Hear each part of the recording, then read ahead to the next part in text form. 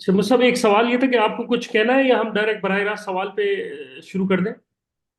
आप सवाल शुरू कर दें, मुनासिब है। ठीक है। अच्छा मुझसे एक सवाल हमारे पास आया है कि बास किताबों में लिखा है कि कुरान जो है, दो सवालों को तीन सवालों को जमा कर रहा हूँ, कि कुरान में एक सही होती है और बाज जगह लिखा है कि कुरान के लिए जानवर लाना ज़रूरी है। तो हम क्योंकि रियाद से आ रहे हैं या बाहर से आ रहे हैं, तो हम कैसे कुरान करेंगे। दूसरी बात ये कि जद्दा या मीकात के अंदर रहने वाले क्या कुरान या तमत्तो कर सकते हैं। ये तीन सवालात हैं। एक तो ये है कि जद्दा और जो मीकात के अंदर रहते हैं ये हज क़िरान कर सकते हैं या नहीं। क़िरान उनके लिए है जो लोग मीकात के बाहर रहते हैं। जो लोग मीकात के अंदर रहते हैं, मक्के में रहते हैं, मक्की हैं या हिल्ली हैं, इन दोनों के लिए क़िरान और तमत्तु नहीं है। कुरान पाक में अल्लाह ताला फरमाते हैं, ज़ालिका लिमन लम यकुन अहलुहु हादिरिल मस्जिदिल हराम। ये उन लोगों के लिए है जो बैतुल्लाह के आसपास रहने वाले नहीं हैं। अब आसपास रहने वाले कहाँ तक है, तो इमाम वनी फरमाते हैं जो मिक़ात के अंदर हैं ये सब उसमें शामिल हैं। तो मक्के वालों के लिए तमत्तु भी नहीं है, क़िरान भी नहीं है। इसी तरह जो जद्दे वाले हैं वो मक्के वालों की तरह हिल्ली हैं ये लोग, तो उनके लिए भी तमत्तु क़िरान नहीं है। असल में वजह यह है कि इस्लाम से पहले जाहिलियत में ये एक उसूल था अरबों के यहाँ कि हज के महीनों में एक इबादत होती है, दो इबादत नहीं होती। या तो सिर्फ हज करते थे या सिर्फ उम्रा। तो जो उम्रे का एहराम बांध के आए उसके लिए जो है हज का एहराम बांधना मना था। तो तमाम लोग सिर्फ हज का एहराम बांधते थे। तो अरबों ने ये चीज़ राइज कर दी, मशहूर कर दिया कि हज के महीनों में हज और उम्रा साथ करना ये गुनाह कबीरा है। तो तमाम जो है सब हज का एहराम बांध के आते थे, हज इफरात करते थे, तमत्तु क़िरान नहीं करते थे। यहाँ तक कि जब सहाबा मदीने से चले तो सहाबा के जहन में वही बात थी कि हज तो सिर्फ हज इफराद होता है, हज के साथ उम्रा नहीं होता। तो मदीने से सहाबा ने भी अक्सर हज इफराद का ही एहराम बांधा। फिर आगे अल्लाह के नबी सल्लल्लाहु अलैहि वसल्लम ने हुक्म दिया कि नहीं, तुम लोग तमत्तो करो। हैं? तो सहाबा समझे कि ये हमारे लिए सहूलत है, क्योंकि एक सफर में दो काम करना ये सहूलत है। वरना उम्रे के लिए अलग जाना पड़ता, पहले जमाने में तो मशक्कत का सफर होता था। मदीने से मक्का भी 12 दिन 13 दिन 14 दिन जो है गर्मी में धूप में लगते थे। सहाबा ने कहा अला ना खास है या रसूलुल्लाह, हमारे लिए है। अल्लाह के नबी फरमाने पूरी उम्मत के लिए, क़यामत तक के लिए जो है तमत्तो और यानी हज और उम्रा एक सफर में एक साथ कर सकते हो। तो अब आप सल्लल्लाहु अलैहि वसल्लम ने क़िरान किया, सहाबा ने तमत्तो किया। और आप सल्लल्लाहु अलैहि वसल्लम मदीने से आए, सहाबा मदीने से आए थे, तो ये मीकात के बाहर से आए थे, तो इन लोगों के लिए तमत्तो क़िरान है। और जो मीकात के अंदर है उन्हें अब इनके लिए इस शुक्राने पर जो है इसमें कुर्बानी वाजिब हो जाती है। ये एक सफर में दो काम की सहूलत हुई। अब जो बैतुल्लाह के आसपास रहने वाले हैं इनको तो मशक्कत नहीं है, तो साल भर जब चाहे उम्रा करने में इनको आसानी है, सहूलत है, कोई मुश्किल नहीं है ये। तो इसलिए इनके लिए तमत्तो क़िरान नहीं है। और इसकी एक हदीस भी अब्दुल्लाह इब्न अब्बास रज़ी अल्लाह तआला अन्हु से मरवी है, जो बुखारी शरीफ में मौजूद है, उसमें तफसील है इसकी। तो इसलिए जद्दे वाले सिर्फ हज इफरात करते हैं, हज क़िरान तमत्तु नहीं करते। अगर कोई जद्दे वालों में से या मक्के वालों में से यानी हिल के लोग या जद्दा बहरा जमूम वगैरह जो मिकात के अंदर के इलाके हैं, कोई हज तमत्तु या क़िरान करे तो उसकी वजह से इन पर बकरा दम वाजिब होता है, कुर्बानी की बजाय इन पर उल्टा दम वाजिब होता है। एक सवाल तो ये हो गया। अब दूसरा सवाल ये है कि क़िरान में क्या जानवर लाना ज़रूरी है। अल्लाह के नबी सल्लल्लाहु अलैहि वसल्लम 7 जानवर लेके आए थे मदीने से, और अक्सर सहाबा साथ कुर्बानी, पहले ज़माने में जब हज पे लोग आते थे तो अक्सर जो है साथ अपनी कुर्बानी लेके आते थे। मक्के में तो बकरे नहीं मिलते थे अपने कुर्बानी अपने साथ लेके आते थे। अक्सर उम्म एक बात, ऊँट ले अल्लाह के नबी सल्लल्लाहु अलैहि वसल्लम ऊँट लेके आए, साहब बकरे लेके आते थे साहब। तो ऊँट या बकरे, बात दूसरे जानवर गाय वगैरह भी लाते थे, बैल भी लाते। तो बहरहाल तो ये जानवरों की कुर्बानी होती थी, तो लोग अपने साथ जो है माजी करीब तक कुर्बानी अपने साथ लेके आते थे। अब जमाना बदल गया, हालात बदल गए। अब ना आप जहाज में जानवर ला सकते हैं, दुनिया से लोग जो आते हैं, ना आपको ले जाने की इजाजत है जब बकरा साथ में। तो सिस्टम बदल गया अब। तो जानवर ले जाना कोई जरूरी नहीं है। जानवर ले, अलबत्ता ये है कि जो जानवर लेके जाएगा साथ में वो अगर तमत्तो भी करे तो वो एहराम नहीं खोल सकता। जानवर ले जाने की वजह से पाबंदी में इजाफा हो जाता है। अब तो जानवर ले जाना मुमकिन, लेकिन ये ऐसा नहीं है, ये किसी किताब में नहीं लिखा है दुनिया की कि जो हज क़िरान करे उसको जानवर साथ लेके जाना जरूरी है। ये किसी किताब, ये लोगों ने ऐसी उड़ाई हुई बात, लोगों ने अपनी तरफ से उड़ा दी जरूरी है। हाँ कोई लेके जाए तो बहुत अफजल बात है, अगर मुमकिन हो। अब तो मुमकिन भी नहीं रहा। تو قران کے لیے 7 جانور لے جانا کوئی ضروری نہیں ہے، اس کے بغیر بھی آپ کا حج ہو جائے۔ قربانی کرنا ضروری ہے آپ کے لیے حدود حرم میں، مکے میں حدود حرم میں، مینا یا مکہ، حدود حرم کا جو علاقہ ہے، حدود حرم کے اندر آپ کو قربانی کرنا ضروری ہے۔ 7 جانور لانا ضروری نہیں ہے، لے کے آئے یا وہاں سے خریدے۔ تو قربانی واجب ہے، جانور ساتھ لے جانا کسی مسلک میں، کسی امام کے یہاں، کسی کتاب میں واجب نہیں لکھا ہے، سوائے آج کل کے سوشل میڈیا کی جو آج کل باتیں ہوتی ہیں ان باتوں میں سے بھی ایک بات ہے۔ اب باقی یہ ہے کہ تمتع قران میں جو ہے، یہ قران میں تمتع میں تو بال اتفاق 2 سعی ہوتی ہے، اور قران میں اب اس میں یہ ہے کہ 2 سعی کرنا ہے یا ایک سعی۔ قران اصل میں کہتے ہیں کہ عمرہ اور حج دونوں کی ایک ساتھ نیت کرنا۔ جب ایک ساتھ نیت ہوتی ہے تو اس صورت میں قران میں پہلے عمرہ ہے، تو آپ نے عمرے کی بھی نیت کی، حج کی بھی نیت کی، تو اس میں پہلے آپ کو عمرہ کرنا ہے۔ عمرہ کر کے پھر اس کے بعد ایک سعی حج کی ہے، ایک سعی عمرے کی ہے، تو عمرے کی سعی تو عمرے میں ہو گئی۔ اور پھر بعد میں قران میں ایک اضافی طواف بھی ہوتا ہے، اس کو طواف قدوم کہتے ہیں۔ پھر حج کی سعی رہ جاتی ہے، آپ چاہے وہ طواف زیارت کی بات کریں یا طواف قدوم کی بات کریں۔ تو یہ قران کی ترتیب ہے۔ باقی امام شافعی کے اس میں اختلاف ہے، تو مسلک کا اختلاف کی نہیں، جو امام ابو حنیفہ رحمۃ اللہ علیہ کا اس میں دونوں قران میں 2 سعی ہے، تو لہذا جو قران ترتیب سے کر سکتا ہے وہ ترتیب سے کرے، جس کو ترتیب سے کرنے میں مسئلہ ہے تو اس کو چھوڑ دے، اس کے لیے تمتع بہتر ہے۔ جو 2 سعی نہیں کرنا چاہتا تو وہ تمتع کر لے، قران کو چھوڑ دے یا افراد کر لے۔ قران کرے گا 2 سعی نہیں کرے گا تو اس پہ دم آئے گا، حج میں خرابی آئے گی۔ تو اس لیے قران جو ترتیب سے کر سکتا ہے وہی کرے، جس کو ترتیب سے کرنے میں کوئی مسئلہ ہے تو قران کے بجائے تمتع کر لے یا حج افراد کرے۔ جی۔ مصعب، اس سے ہی ریلیٹڈ سوال بیچ میں ہے کہ جدہ والے بعض لوگ ایسے ہیں جو کہ اپنے ملک جا رہے ہیں اپنے بچوں کو چھوڑنے، یا ریاض جا رہے ہیں یا دمام جا رہے ہیں اپنے بچوں کو چھوڑنے، کچھ کی اہلیہ جا رہی ہیں، کچھ خود جا رہے ہیں اپنے بچوں کو چھوڑنے۔ ایسی صورت میں جب وہ واپس آئیں گے تو کیا وہ تمتع کریں گے یا افراد کریں گے؟ یہ 2 3 4 لوگوں نے سوال کیا ہے۔ اب اس میں یہ ہے، وطن اصلی ایک ہوتا ہے وطن اصلی۔ وطن اصلی آپ کا جو اپنا وطن ہے، آپ کراچی میں رہتے ہیں، اسلام آباد میں رہتے ہیں، یا دلی میں رہتے ہیں، یا حیدرآباد میں رہتے ہیں، تو آپ کا جو اپنا اصلی شہر ہے وہ وطن اصلی ہوتا ہے، اس کا معاملہ الگ ہے۔ اور وطن اقامت معاملہ الگ ہے۔ سعودیہ میں کوئی ریاض میں چھوڑنے جا رہا ہے، دمام میں چھوڑنے جا رہا ہے، تو یہ سب وہاں چھوڑنے سے مسئلے میں زیادہ فرق نہیں پڑتا۔ لیکن جو میقات اپنے وطن اصلی جا رہا ہے اس کے لیے مسئلہ بدل جاتا ہے۔ جو وطن اصلی جا رہا ہے، اپنے وطن پاکستان چلا گیا ہے، اپنے کراچی جہاں رہتا ہے وہاں جا کے بچوں کو چھوڑ کے آ رہا ہے، اب اس کی نوعیت بدل جاتی ہے، تو وطن اصلی جانے سے نوعیت میں تبدیلی ہو جاتی ہے۔ باقی کسی اور شہر جانے سے نوعیت میں تبدیلی نہیں ہوتی۔ تو جدے میں رہنے والا اگر کراچی یا اسلام آباد یا دلی یا حیدرآباد یا بمبئی جائے گا تو یہ پھر اس کی نوعیت بدل جائے گی۔ اب اس کو اختیار ہے کہ واپسی میں جب اس کے بعد حج کی تصریح ہے تو اس کو، اب چونکہ باہر چلا گیا میقات سے اور حج کے ارادے سے اب چونکہ آ رہا ہے، اب اس کو احرام باندھ کے آنا ضروری ہے۔ عمرے کی تصریح تو ہے اس کے پاس، تو عمرے کا جو تمتع کرے گا، تمتع بہتر ہوتا ہے اس کے لیے، تو تمتع کا احرام باندھ کے آ جائے، عمرہ کر لے، عمرہ کر کے پھر ساتھ میں گروپ کے ساتھ جو ہے حج کا احرام باندھ کے چلا جائے۔ تو پہلے وہ جانے دیتے ہیں، جس کے بعد حج کی پرمیشن ہے وہ عمرہ کر سکتا ہے آج کل۔ جس کے بعد عمرے کی پرمیشن سے کوئی عمرے کی اجازت نہیں، اس کے بعد حج کی تصریح ہے اس کو صرف عمرے کی اجازت ہوتی ہے۔ تو یہ عمرہ کر لیں۔ لیکن جو ریاض دمام جا رہا ہے یہ تو حج افرادی کریں گے، ان کو وہاں جانے سے فرق نہیں پڑتا، ریاض دمام جدہ سے ریاض جانے سے یا مدینے جانے سے یا دمام یا خوبر کسی اور شہر جانے سے فرق نہیں پڑتا، ان کو حج افرادی کرنا ہے۔ اچھا مصعب، ایک مسئلہ یہ آیا تھا، ایک آئے گا اس میں کہ جو لوگ ڈرائیونگ کر کے جا رہے ہیں خصوصاً ریاض کی طرف، وہ واپس آ کے تو وہ میقات کے پاس سے اور حرم کی حدود سے گزریں گے، تو ایسی صورت میں وہ کیا کریں؟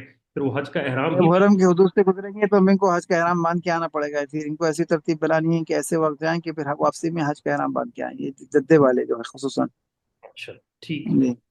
ٹھیک ٹھیک مصعب۔ اچھا مصعب، ایک سوال یہ تھا کہ بعض جدہ والوں نے جو ہے وہ اس دفعہ عید کے بعد عمرہ کر لیا ہے، اور بعض جو ہیں وہ انہوں نے کچھ جو پہلے وہ چھوٹے چھوٹے بال ایک آدھ جگہ سے بال کاٹ کے عمرہ کرتے رہے، اب جب پچھلی دفعہ آپ نے سیشن لیا تو ان کو اندازہ ہوا، اور کچھ نے متعدد عمرے کر لیے ہیں اس طرح سے، تو ایسی صورت میں ان کا کیا حل ہوگا؟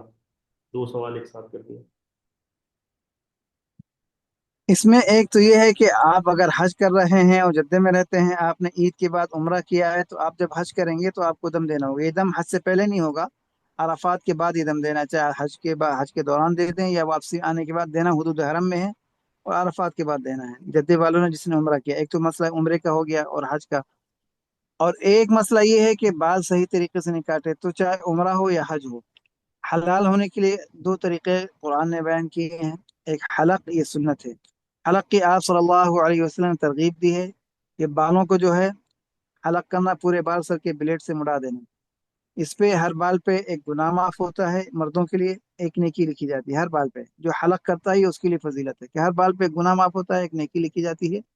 اور یہ اللہ کے نبی صلی اللہ علیہ وسلم کی سنت کے عمل کرنے والا ہے، سنت کی زندہ کرنے والا ہے. اس کی بھی فضیلت اس کو حاصل ہوتی ہے. اللہ کے نبی نے 3 دعائیں دی ہیں اس کو جو حلق کرتا ہے. جب چند صحابہ نے حلق نہیں کیا، قصر کیا. تمام صحابہ نے حلق کیا، کچھ صحابہ نے جو اجازت تھی قصر کی، قصر کر لیا. قصر کیا تو اللہ کے نبی صلی اللہ علیہ وسلم نے دیکھا تو اللہ کے نبی نے برا محسوس کیا کہ ہم نے حلق کیا ہے تو میری سنت کو چھوڑ کر انہیں نے قصر کیا. یعنی اصل میں ایمان والے کو سنت سے محبت ہونا چاہیے، بالوں سے نہیں. آج کل لوگوں کو بالوں سے محبت ہو گئی ہے. ہم کہتے ہیں بالوں سے محبت کیا چیز ہے بھائی؟ آپ بیت اللہ جا رہے ہو، اتنی عظیم عبادت پہ، جہاں ہے اللہ کے وہ بیت اللہ، اس نبی کی، یعنی وہاں حج یا عمرہ اس نبی کی سنت ہے جو اپنے بیٹے کی قربان کرنے کے لیے تیار ہو گیا. اللہ نے کہا اپنے بالوں کو قربان کر دو. اب بالوں سے اتنی محبت ہے لوگوں کو، حلق کرنا مشکل ہوتا ہے.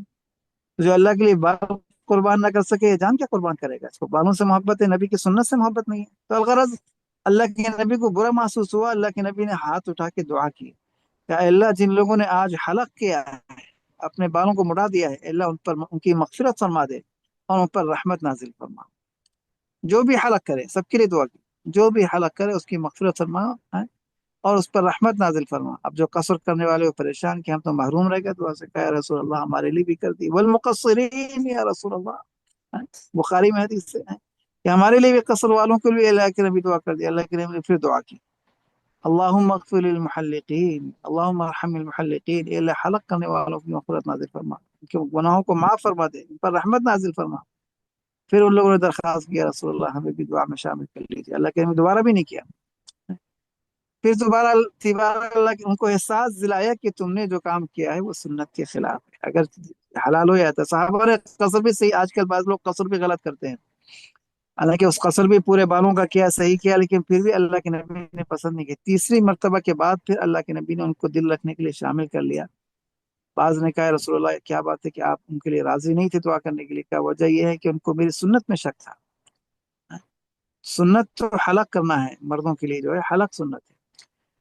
اب یہ ہے کہ قصر کس کے لیے جائز ہے؟ قصر ہر ایک کے لیے جائز نہیں ہوتا. جس کے بال چھوٹے ہیں، کسی نے رمضان میں عمرہ کیا، اب ایک ہفتے بعد یا 15-20 دن بعد دوبارہ عمرہ کر رہا ہے، بال چھوٹے ہیں اس کے، اب وہ اگر قصر کرے گا تو اس کو دم دینا پڑے گا، حلال نہیں ہوگا وہ. چونکہ قصر اس کے لیے جائز ہے جس کے بال ایک پورے سے زیادہ ہوں، 1.5 انچ ہو، 2 انچ ہو. تو ایک پور کٹنا ضروری ہوتا ہے، یعنی 1 انچ سے زیادہ بال کٹنا ضروری ہوتا ہے مردوں کے لیے.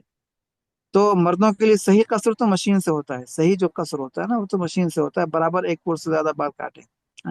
قینچی تو عورتوں کے لیے ہے. اب اگر کسی کے بال چھوٹے ہیں، اس نے قصر کر لیا، چھوٹے چھوٹے بال پہ مشین یا قینچی چلا دی، تو اس کو تو پھر حلال بھی نہیں ہوگا. شادی شدہ تو بیوی بھی حلال نہیں ہوگی، دم آئے گا. تو اس لیے قصر اس کے لیے جائز ہوتا ہے جس کے بال بڑے ہوں. بال چھوٹے ہوں تو پھر حلق ہی لازم ہوتا ہے، اس پر واجب ہوتا ہے. اور قصر میں مطلب یہ نہیں ہے کہ تھوڑے تھوڑے بال لے لیں. اگر کسی نے تھوڑے بال دائیں بائیں اوپر نیچے سے لے لیے تو وہ قصر نہیں کہلاتا. چوتھائی تو واجب لذاتی ہی ہے. چوتھائی کا مطلب پورے سر کے چوتھائی، ایک طرف کا نہیں، پورے سر کا چوتھائی تو اچھا خاصا حصہ ہو جاتا ہے. اگر ایسے کوئی اور چوتھائی بھی کٹنا اور 1 انچ کا، 1 انچ سے زیادہ کٹنا، دونوں چیزیں، تو یہ تو دم سے بچنے کا. ورنہ صحیح ترتیب یہ ہے کہ باقی کہ پورے سر کا مشین سے برابر کاٹے، تب انسان صحیح ترتیب سے حلال ہوتا ہے. جس نے ایسے نہیں کیا تو اس کو دم تو دینا ہی ہے. اگر شادی شدہ ہے تو جب تک صحیح، پہلے کام یہ ہے کہ جا کے حلق کرے وہ، اور جب تک حلق نہیں کرے گا تو وہ نہ مزید عمرے کا احرام باندھ سکتا ہے نہ حج کا احرام باندھ سکتا ہے. تو جس نے چھوٹے تھوڑے تھوڑے بال لیے، اگر وہ جب تک پورے بال نہ نکلے، بال نکالنا ایسا ہے جیسے انسان نماز میں سلام پھیرتا ہے. تو آپ نے فرض کا سلام نہیں پھیرا، دوسری نماز شروع کر دی، نہیں ہوگا. پہلے آپ ایک نماز کا سلام پھیریں گے، پھر تو حلق ایسا ہے یا قصر سے ہی ترتیب سے کہ ایک نے غلطی کی ہے تو پہلا کام تو اپنا حلق کرے فوراً، تاکہ احرام سے نکل جائے، حلال ہو جائے۔ حلال ہونے کے بعد پھر دم تو دینا ہی ہے۔ پھر اب دم کتنے دینا ہے وہ اپنی تفصیل ہر ایک جو ہے پوچھ لے۔ اور دم حدود حرم میں دینا ہوتا ہے، حج کا دم ہو یا عمرے کا دم ہو، دم حدود حرم میں دیا جاتا ہے۔ حدود حرم میں ذبح کر کے بکرے کو، اور بکرا دم یعنی ایک بکرا حدود حرم میں ذبح کرنا، اور اس کا گوشت پورا غریبوں میں تقسیم کرنا، وہ بکرے کا پورا گوشت غریبوں میں تقسیم کیا جاتا ہے جی۔ اچھا مصعب، اس میں یہ ہے کہ اگر متعدد عمرے کیے ہیں پھر متعدد دم دینے ہوں گے؟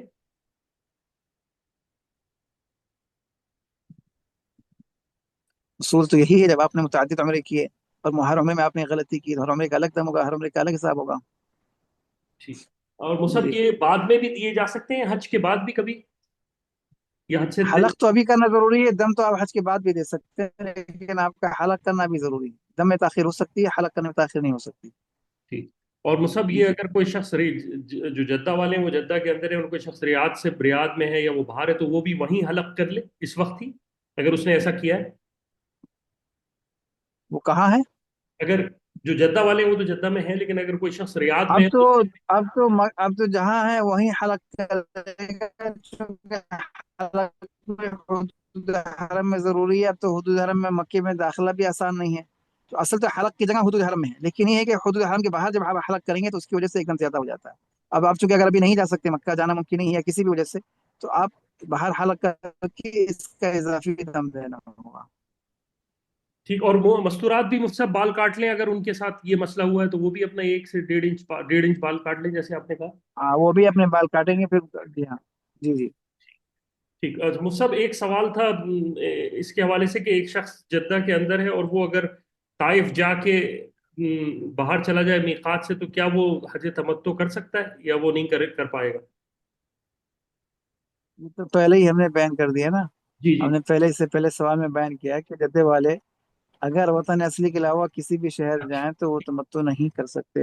وطن اصلی اگر چلے گئے کراچی، آپ نے اس سے پہلے جو سوال کیا اس کا جواب میں یہ تفصیل تو جی بیان کی تھی جی جی جی جی ٹھیک ہے مصعب۔ جی۔ اچھا مصعب ایک سوال یہ تھا کہ میقات کی تفصیل تھوڑی بتا دیں کہ میقات کیا ہے، اور کیا میقات پر ہی احرام پہننا ضروری ہے یا میقات سے پہلے بھی ہم احرام پہن سکتے ہیں؟ اور کیا اور احرام پہننے کا کوئی سنت طریقہ ہے؟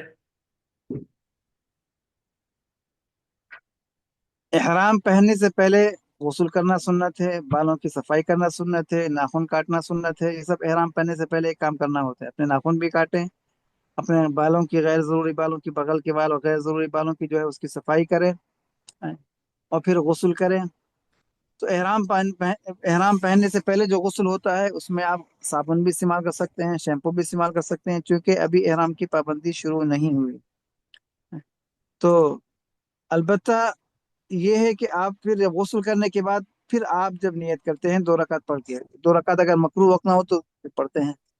اور احرام باندھنے سے پہلے آپ بدن میں خوشبو بھی لگا سکتے ہیں، مردوں کے لیے، مرد حضرات جو ہے اگر بغل میں کوئی خوشبو لگا لے یا داڑھی میں خوشبو لگا لے، تو مردوں کی بھی خوشبو لگا لے احرام باندھنے سے پہلے، غسل کے بعد بھی لگا سکتے ہیں، احرام باندھنے سے پہلے عورتیں اگر تیل لگانا چاہیں سر میں وہ بھی تیل بھی لگا سکتی ہیں، جو کبھی نیت نہیں کی، پھر جب 2 رکعت پڑھ کے نیت کریں گے پھر پابندی شروع ہوتی ہے۔ تو آج کل لوگ جہاز سے آتے ہیں یا گاڑی سے بھی جو آئیں، تو صحیح ترتیب تو یہ ہے کہ اپنے گھر سے مکمل صفائی کر کے مکمل غسل کر کے نکلے، چاہے گاڑی سے آئیں جہاز سے آئیں، دونوں شکلوں میں۔ البتہ جہاز سے آنے والوں کے لیے بہتر یہ ہوتا ہے کہ احرام بھی غسل کر کے گھر سے باندھ لیں، اور 2 رکعت پھر ایئرپورٹ پہ جہاز میں بیٹھنے سے پہلے 2 رکعت پڑھیں، اور جہاز میں بیٹھ کے فوراً نیت کر کے لبیک پڑھ لیں یہ جہاز میں۔ اور پھر میقات کے اعلان کا انتظار نہ کریں، جہاز میں جو میقات کے اعلان کا انتظار کرتا ہے اکثر ان لوگوں پر دم آ جاتا ہے۔ جہاز تو میقات پہ رکتا تھوڑی نا ہے، تو اعلان کبھی ہوتا ہے کبھی نہیں بھی ہوا، بھول گئے لوگ، تو کبھی دیر سے جو ہے اعلان ہو رہا ہے، تو اس میں یعنی اکثر لوگ جو ہیں غفلت کی وجہ سے ان پر دم آ جاتا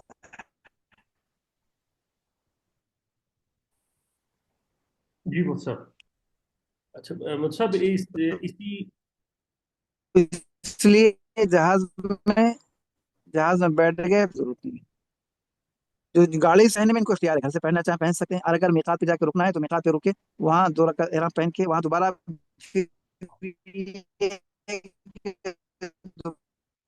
دوبارہ غسل کرنے کا موقع ہے تو دوبارہ کر لیں، اور جو اگر موقع نہیں ہے تو خالی وضو کر لیں تب بھی کافی ہو جائے گا۔ تو اب کہتے جی، اللہ کے نبی صلی اللہ علیہ وسلم نے مکی کے اطراف میقات طے کر دی ہیں، جس راستے سے بھی کوئی مکہ آئے تو راستے میں لازم ایک میقات پڑتی ہے۔ حدیث پاک میں آتا ہے، بخاری مسلم کی حدیث ہے، الشام الجحفہ ولی نجد قرن المنازل ولی الیمن یلملم قال لهن ولمن مر عليهن من غير اهلهن ممن اراد الحج والعمرہ، کہ آپ صلی اللہ علیہ وسلم نے مدینے والوں کی میقات ذوالحلیفہ بنائی ہے، شام والوں کی اس طرف سے جو لوگ بھی آتے ہیں ان کی میقات جحفہ ہے، اور نجد، ریاض وغیرہ، دمام اس طرف سے جو لوگ آتے ہیں، طائف وغیرہ کی، ان کی میقات قرن المنازل ہے۔ یمن کی طرف سے جو لوگ آتے ہیں، جیزان، یلملم، ان کی میقات یلملم راستے میں پڑتی ہے۔ یہ میقات اللہ کے نبی صلی اللہ علیہ وسلم نے طے فرما دی ہے۔ تو گاڑی سے جو آ رہا ہے تو اگر میقات پہ رکنا ہے تو اس کو وہاں غسل کر کے دوبارہ غسل کرنے کا موقع ہے، ٹھیک ہے، انہوں نے جسے بتایا خالی وضو کر کے 2 رکعت پڑھے، اگر مکروہ رکنی نیت کرے لبیک پڑھ لے۔ نیت کے ساتھ لبیک بھی پڑھنا ضروری ہوتا ہے، اگر کوئی لبیک نہ پڑھے اور نیت کر لیا آگے چلا گیا میقات سے تو پھر دم آ جاتا ہے اس پر، اچھا وہ سب اللہ نیت، کے لوٹ کر آئے واپس۔ جی نیت کا بھی بتا دیجیے گا کہ اگر کوئی شخص حج افراد کر رہا ہے، تمتع کر رہا ہے اور قران کر رہا ہے تو اس کی نیت کس طرح سے ہوگی؟ اس کو پچھلی دفعہ آپ نے بتایا تھا لیکن ذرا اس کا بھی ایک دفعہ بتا دیجیے۔ نیت جو ہے افراد میں، حج افراد کا مطلب ہوتا ہے کہ آپ صرف حج کی نیت کریں گے، عمرے کی نیت نہیں کریں گے۔ تو حج افراد والے، نیت کے لیے عربی میں الفاظ کہنا ضروری نہیں ہوتا، اردو میں بھی نیت ہو سکتی ہے۔ تو جو حج کی نیت کرتے ہیں، اے اللہ میں حج افراد کی نیت کرتا ہوں، آسان فرما، قبول فرما، پھر لبیک پڑھیں، لبیک اللہم لبیک لبیک لا شریک لک لبیک، تلبیہ پڑھ لیں، اتنا کافی ہے، یہ افراد میں۔ تمتع کی آپ نیت کر رہے ہیں تو تمتع والے پہلے صرف عمرے کی نیت کرتے ہیں، حج کی نیت نہیں کرتے، حج کی نیت وہ بعد میں کرتے ہیں۔ تمتع والوں کی نیت عمرے کی میقات سے پہلے ہوتی ہے، میقات سے پہلے، اور ان کی حج کی نیت جو ہے مکے میں ہوتی ہے، حدود حرم میں۔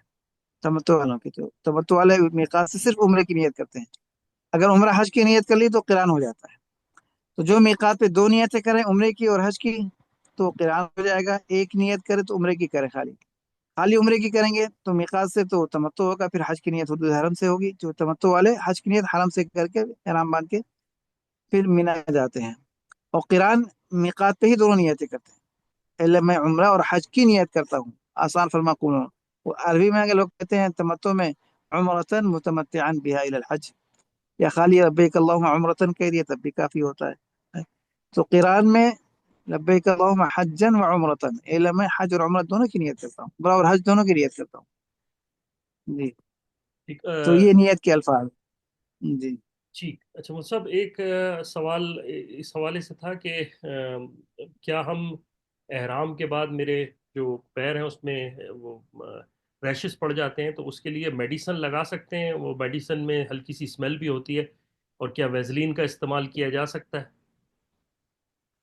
ریشز کے لیے جو ہے حالت احرام میں بہتر یہ ہے کہ وازلین، وازلین 2 طرح کی ہوتی ہے، بعض وازلین خوشبو والی ہوتی ہے اور بعض بالکل سادی ہوتی ہے، اس میں کوئی خوشبو ملی ہوئی نہیں ہوتی۔ جو سادی وازلین ہے وہ آپ بالکل استعمال کریں، اس میں کوئی آپ پر دم نہیں آئے گا، کوئی جرمانہ نہیں آئے گا ریشز پہ لگانے کے لیے، تو اس لیے اپنے ساتھ سادی وازلین لے کے جائیں پہلے۔ اور جو اچھی والی وازلین، مہنگی خوشبو والی ہوتی ہے، اس سے احتیاط کریں احرام کی حالت میں۔ البتہ آپ کا جب احرام کھل جائے گا اس کے بعد آپ کو رمی وغیرہ کرنا جانا ہوگا تو اس وقت آپ خوشبو والی بھی استعمال کر سکتے ہیں۔ اور بعض لوگ دوا استعمال کرتے ہیں، مرہم وغیرہ، تو مرہم میں یہ ہے کہ اکثر مرہم میں چونکہ یہ سب کیمیکل سے بنتے ہیں، ان میں خوشبو ملائی جاتی ہے تاکہ اس کی بدبو ختم ہو جائے۔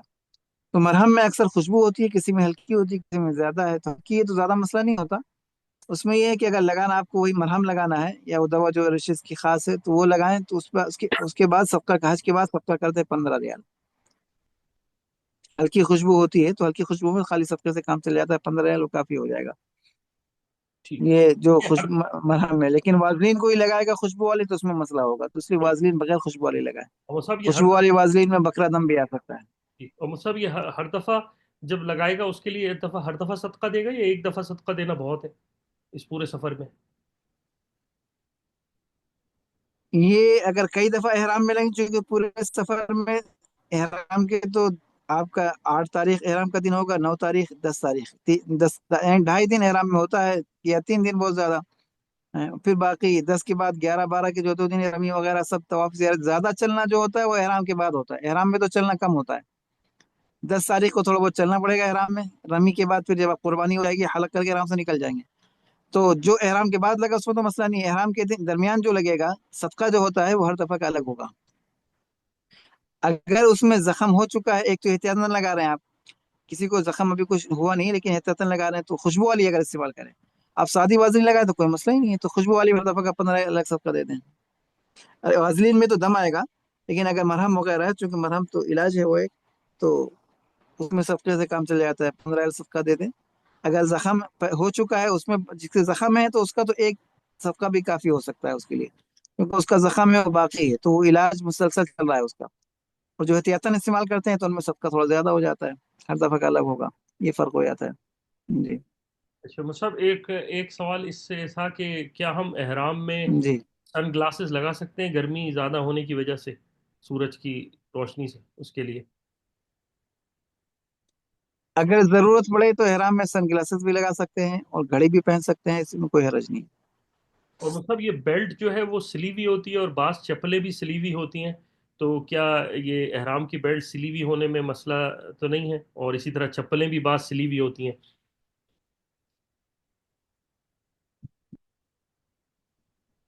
بیلٹ میں اگر سلائی ہے تو اس میں کوئی حرج نہیں ہے، چونکہ سلی ہوئی چیز پہننا منع ہوتا ہے، لیکن بیلٹ پہننے کی گنجائش ہے، اور بیلٹ جو ہے سلائی ہوئے کپڑے کی طرح لباس نہیں ہے عام، تو بیلٹ میں اگر سلائی ہے یا چپل میں سلائی ہے تو وہ سلائی منع نہیں ہے۔ البتہ چپل ایسی ہو مردوں کے لیے خصوصاً، عورتوں کے لیے تو کوئی پابندی نہیں ہے، عورت تو جوتا بھی پہن سکتی ہے، مرد کے لیے ایسی چپل ہونا چاہیے جس میں اوپر کی ہڈی کھلی ہو، تو وہ سلائی والی چپلوں میں اکثر وہ ایسی کم ہوتی ہیں، لیکن بہرحال اگر ایسی چپلیں قینچی والی سلائی بھی اس میں ہے، اس سے کوئی جرمانہ نہیں آتا۔ ایک مطلب ایک سوال صاحب نے کہا ہے کہ میں جی کافی بیمار ہوں، اور مطلب میرے ساتھ مسئلہ یہ ہے کہ میں چل نہیں سکتا اگر میں جوتا نہ پہنوں، تو میرے جو ہیل ہے اس کے اندر تکلیف ہے، تو ایسی صورت میں میرے لیے کیا حکم ہوگا؟ اب اگر کوئی بیماری کی وجہ سے کسی کو خلاف ورزی کرنا پڑے تو اس میں پھر نرمی ہو جاتی ہے، یعنی جوتا مرد کے لیے پہننا منع ہے، اور اگر بیماری کی وجہ سے اس کو پہننا پڑ جائے تو اس کو پہن سکتا ہے، البتہ وہ وقت کے لحاظ سے چونکہ جوتا پہننے میں وقت لمبا ہوگا، تو اگر 10 گھنٹے 12 گھنٹے ہوتا ہے تو اس کو جوتا پہننا پڑا اتنا لمبا وقت، تو پھر اس میں 3 چیزوں میں سے اختیار ہوتا ہے۔ ایک تو یہ ہے کہ اگر آپ بیماری نہ ہوتی تو بکرا دم دینا پڑتا، لیکن بیماری کی وجہ سے آپ کو سہولت نے شریعت نے اختیار دے دیا، آپ دم دینا چاہیں دم دے دیں، آپ چاہیں پیسہ 1 روپیہ خرچ نہ کریں، 3 روزے رکھ لیں، چونکہ آپ بیمار ہیں تو 3 روزے بھی رکھ لیں، آپ کے لیے وہ کافی ہو جائے گا، حج کے بعد 3 روزے رکھ لیں وہ بھی کافی ہو جائے گا، اور چاہے صدقہ کر دیں 6 مسکینوں کو، یعنی اگر روزے نہیں رکھنا چاہتے، دم بھی نہیں دینا چاہتے، کم میں کم تو 6 مسکینوں کو 15 15 ریال دینا ہوتے ہیں، 6 کو الگ، الگ الگ سب کو جو ہے 15 15 ریال دینا ہوتے ہیں 6 مسکینوں کو، یعنی کل 90 ریال ہوں گے، تو 15 15 ایک کو الگ دینے کی تو آپ کو ان 3 چیزوں سے جو آپ کو آسان لگے اس میں سے آپ کو اختیار ہے مطلب جی۔ ایک سوال یہ تھا کہ کیا ہم حج کے پورے سفر میں جو احرام جب تک بنتا ہے تو کیا ہم متعدد دفعہ نہا سکتے ہیں؟ اور اگر ہمارے پاس ایسا صابن ہے جس میں خوشبو نہیں ہے تو کیا اس کا استعمال کیا جا سکتا ہے؟ اور ایک سوال یہ تھا کہ کیا متعدد احرام بھی بدل سکتے ہیں اس درمیان میں اگر؟ احرام تو اضافی رکھنا چاہیے، اور اگر احرام کی چادر خراب ہو جائے، گندی ہو جائے، اس میں کچھ لگ جائے تو آپ اس کو بدلنا چاہیں تو کوئی حرج نہیں، بدل سکتے ہیں، تو احرام کی اضافی چادر رکھنا چاہیے، جب ضرورت پڑے تو اس چادر کو انسان بدلنا چاہے تو اس کو بدلنے میں کوئی حرج نہیں، اور عورت بھی اگر کپڑے بدلنا چاہے تو اپنے کپڑے بدل سکتی ہے، اس میں کوئی حرج نہیں ہے تو اب آیا بدلنا یا کپڑے بدلنا یا احرام کی مردوں کی چادر بدلنا، جہاں ضرورت تو ہم بدلنے میں کوئی مسئلہ نہیں ٹھیک مطلب ایک سوال مطلب ہے جی۔ تھوڑا سا وہ ہے کہ وہ لکھا ہے کہ آپ مطلب حج کیا ہے، آپ کے تجربے سے حاجی کہاں غلطی کر دیتا ہے اور کہاں دم آنے کا خطرہ ہوتا ہے اس کو؟ تو پہلی چیز میں یہ غسل کا ایک تو مسئلہ چادر بدلنے کا تھا، اور دوسرا غسل کا پوچھا تھا، تو احرام میں اگر غسل کسی پر فرض ہو جائے کرنا چاہے تو فرض تو کرنا ضروری ہے، بس بغیر صابن کے غسل کریں، احرام کی حالت میں صابن کا استعمال خوشبو والا ہو تو اس میں جرمانہ زیادہ ہے، بغیر خوشبو کا ہے تب بھی احرام کی حالت میں صابن کا استعمال منع ہے मुझे जहाँ जरूरत हो हाथ में कर सकते हैं, लेकिन बदन मलने के लिए, बदन में मलने के लिए जो है साबुन से एहतियात करना चाहिए। लेकिन इस्तिंजा वगैरह करके कोई हाथ धोना चाहे, अगर बगैर खुशबू का साबुन है जिसमें कोई खुशबू नहीं है, ऐसा कोई जो आम बाजार में जो साबुन मिलते हैं वो सब खुशबू वाले होते हैं। अलबत्ता हज के लिए बाद साबुन आते हैं इसमें खुशबू नहीं मिलाई जाती अलग। तो अगर ऐसा कोई साबुन है तो हाथ वगैरह धोने में उसमें कोई हर्ज नहीं है, इस्तिंजे के बाद, खाने के बाद। लेकिन मलना बदन को अपना तो है। गुस्ल जब एहराम में किया जाता है तो उसमें जो है खाली पानी से गुस्ल किया जाता है।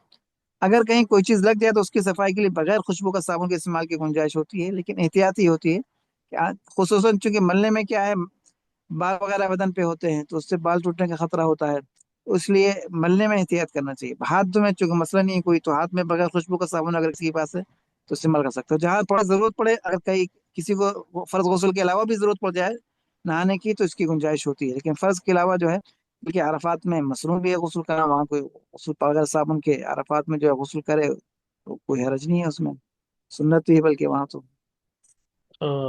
ठीक। और दूसरा आपने कहा गलती कहाँ कहाँ पे, जी तो जी। गलती जो लोग करते हैं ये हाजी जो है, ये मुख्तलिफ मकामात पे गलती होती है। मीकात छोड़ के ihram बांधना इसमें गलती होती है, हज की नियत कौन सी करना इसमें गलती होती है, यानी अलग अलग गलतियां हैं। हलक कसर में गलतियां होती हैं, यानी मुख्तलिफ चीज़ों में मुख्तलिफ गलतियां होती हैं। अब हमने बहुत से अलग अलग इसमें बात बना भी रखी हैं गलतियां क्या क्या। अब जैसे एक गलती होती है कि मीकात पे लोग नियत करते हैं, लब्बैक नहीं पढ़ते, बहुत से लोग करते हैं कि ihram बांधा, नियत कर ली, लब्बैक नहीं पढ़ी, फिर बाद में गाड़ी में बैठ के चल दिए, फिर आगे लब्बैक पढ़ी।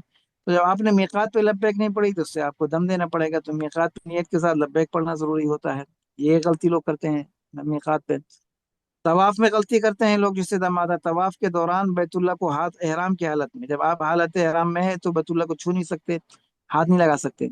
और तवाफ के दौरान एहराम में न भी हो तब भी बैतुल्लाह की तरफ सीने और पीठ करना मना होता है, हजर असवद के अलावा। सिर्फ हजर असवद में इस्लाम की बहुत गुंजाइश है, वहां पे किया जाता है, उसके अलावा कहीं भी आप सीना पीट नहीं कर सकते। आपको आके मुल्तजम को चिमट जाए या जाके आप बैतुल्लाह को छूने की कोशिश करें, सीना पीट करें, ये गलत है। अगर आप हालत एहराम में नहीं है तो उस वक्त जो है आप मुल्तजम वगैरह भी जा सकते हैं, तो आप खत्म करके जाएं। 7 चक्कर खत्म, बोसा भी देना है, 7 चक्कर खत्म करके जब एहराम में ना हो तो फिर जाके बोसा दें। एहराम में है तो आप बोसा देने की कोशिश करेंगे या मुल्तजम में चिमटने की कोशिश करें तो आप पर्दा में आएगा। तो एहराम में खुशबू की वजह से भी एहतियात करना है, और उसके अलावा सीना पीट करना तवाफ की वजह से, तवाफ की हालत में जो है बैतुल्लाह की तरफ मना होता है। तो ये गलतियां हैं जिससे लोग करते हैं, इसकी वजह से उन पर दम आता है। और हलक कसर की तो गलती हमने बता दी कि हुदूद हरम के बाहर आप हलक करेंगे तो उसका दम आएगा। और कुर्बानी में बाज लोग क्या करते हैं कि आजकल नए नए तरीके पैदा हो गए हैं, बाज लोग भाई किसी का रिश्तेदार जद्दे में रहता है, रियाज में रहता है, कहते हैं मेरी हज की कुर्बानी वहां कर दो। कुर्बानी हज की हुदूद हरम में होती, बाहर नहीं होती। बाहर करने से दम भी आएगा, एक दम नहीं कई कई दम आ सकते हैं उसमें। 3 3 बकरे देना पड़ जाते हैं दम के। तो हज की कुर्बानी हुदूद हरम में होती है, और दम भी हुदूद हरम में होता है। और धर्म के बाद हज के पूरे अमाल, उम्रे के हज के अमाल हुदूद धर्म के अंदर होते हैं, बाहर नहीं होते। तो हलक भी हुदूद धर्म के अंदर होता है, और कुर्बानी और दम भी हुदूद धर्म के अंदर होती है। ये गलतियां हैं, इस तरह और भी बहुत सी लोग गलतियां करते रहते हैं, जिसकी वजह से जो है उन जी। पर दम और सदका तो बहुत सी वजूहत पर आता है। बाकी ये है कि एक सदका होता है बालों का, बाल गिर जाए तो हर हज के बाद और हर उम्रे के बाद बालों का सदका दे देना चाहिए। कभी इंसान खुजा लेता है, बाल गिर जाते हैं, कभी दाढ़ी में हाथ लगा लिया, बाल गिर गए, तो कुछ ना कुछ बाल गिर जाते हैं, तो इसलिए सदका तो सस्ता है, 10 रियाल 15 रियाल सदका दे दे हर उम्रे के बाद, और हज के बाद बालों का एक सदका वो दे देना चाहिए। अच्छा जी। वो सब, ये सदका कहीं भी दे सकते हैं, इसकी कोई हद तो नहीं है? हाँ, दम के लिए हुदूद हराम शर्त होती है, सदक़े के लिए हुदूद हराम शर्त नहीं। सदका आप कहीं भी दे सकते हैं, किसी भी इलाके में, किसी मुल्क में भी दे सकते हैं, सदक़े में कोई ऐसी वो पाबंदी नहीं है। अच्छा वो सब, एक ये सवाल था हज तमत्तो के हवाले से कि हम हज तमत्तो करने आ रहे हैं, और हम रियाद से आ रहे हैं, उम्रा करेंगे और उसके बाद हम जद्दा आ जाएंगे आम कपड़ों में। तो अब हम हज की जो नियत है वो कहाँ से करेंगे? क्या हमें जद्दा से ही नियत करनी पड़ेगी, या मीकात जाना पड़ेगा, या मक्का वापस जाके फिर नियत करें? तमत्तो वाले जो है उम्रे के बाद उमूमन मक्के से फिर मीना जाते हैं, और हज की नियत जो है उनको मक्के से ही करना होती है, हुदूद हरम से, असली ये है। लेकिन जिनका ग्रुप जद्दे से है, वो अगर ग्रुप की वजह से जते आते हैं तो उनके सामने दो शक्लें हैं। एक तो उम्रे के बाद अगर अभी उसी दिन जाना है तो मक्के से हरम से हराम बांध के नियत करके आके ग्रुप ज्वाइन कर लें।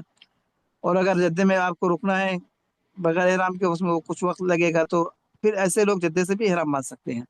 जिनका जद्दे में ग्रुप है, ग्रुप की वजह से जद्दे आना है, तो जद्दे से भी एहराम बांध लेने के लिए कोई हर्ज नहीं है। एहराम बांध के अपने ग्रुप के साथ चले जाएं। और एक शक्ल ये भी होती है कि जद्दे से एहराम बांधा, हुदूद हरम में दाखिल होते ही नियत करके लब्बैक पढ़ लें। लेकिन जो ग्रुप की वजह से जद्दे आए, उनको ग्रुप यहाँ उसकी वजह से, तो उनके लिए कोई मसला नहीं ठीक, तो वो मुसब जद्दा से है। एहराम पहनेंगे और फिर हरम की हदूद में दाखिल होते वक्त एक दफ़ा लब्बैक पढ़ेंगे, नियत करेंगे। हाँ, लब्बैक पढ़ेंगे, नियत कर लेंगे लब्बैक, जो जद्दे से एहराम बांध के। जी। लेकिन जो ग्रुप की वजह से है, जद्दे में भी नियत कर ली, लब्बैक पढ़ ली, तो कोई मसला नहीं है उनको। अच्छा ठीक। अच्छा मुसब, ये एक जी। सवाल था कि रियाद का मैं रहने वाला हूँ क्या, और मैं तकरीबन 10 दिन पहले जद्दा आ रहा हूँ तो हज से, तो क्या मैं जद्दा में आके फिर अपने जो आम कपड़ों में आ जाऊँ और फिर वहीं से नियत कर सकता हूँ, या मुझे मीकात जाना पड़ेगा? नहीं, इनको मिकात से नियत करना है। सही तरतीब तो ये है कि एहराम बांध के आए, पहले उम्रा कर लें, उम्रा करके जद्दा आए। और अगर जद्दा बगैर एहराम के आते हैं, तो नियत करने के लिए वापस इनको मिकात जाना पड़ेगा। मिकात पे हज के दिनों में रश बहुत होता है, खुसूसन ताइफ के मिकात पे बहुत मसला होता है। तो काफी मसाइल होते हैं वहाँ जाने आने में। तो आफियत इसी में है कि एहराम बांध के पहले उम्रा कर ले, उम्रा करके जद्दा आके फिर जद्दे में अपना ग्रुप ज्वाइन कर लें। ठीक। अच्छा मुसब, अगर ये एहराम की 2 रकात अगर वो सुन्नत। जद्दा से एहराम बांधेंगे जी। अगर वो जद्दा से एहराम बांधेंगे, तो उनको बकरा दम देना पड़ेगा। ठीक। मुसब, एक सवाल ये था कि क्या एहराम में हम टूथपेस्ट इस्तेमाल कर सकते हैं? एहराम की हालत में खुशबू वाली कोई चीज का इस्तेमाल मना है। पेस्ट का इस्तेमाल बिल्कुल ना करें।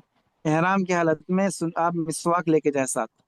और सुन्नत पे अमल करें, खुद भी मिसवाक करें, औरों को भी मिसवाक दें। पेस्ट में खुशबू होती है, किसी में हल्की होती है, किसी में तेज होती है। जिसमें तेज खुशबू है, तो उसको इस्तेमाल करने से तो आपको बकरा दम देना पड़ेगा। तो इसलिए सुन्नत पे आए और सुन्नत पे अमल करें। ताज़ी मिसवाकें खरीदें। मिसवाक भी पैक की जो आती है, वो पैक वाली मत लें, पैक वाले में फ्लावर होता है। खुली हुई जो मिलती हैं ताज़ी मिसवाकें, वो लेके जाएं। और उस मिसवाक, ताज़ी मिसवाक बहुत मुफीद भी है और सुन्नत भी है। तो आप कम अज कम हज के दिनों में सुन्नत पे अमल करें। आम दिनों में एहराम खुलने के बाद फिर आप सुबह टूथपेस्ट भी कर लें। लेकिन 2-3 दिन जो आप एहराम में रहेंगे, उन 3 दिनों के अंदर आपके लिए जो है टूथपेस्ट मना होगा। जी। ठीक।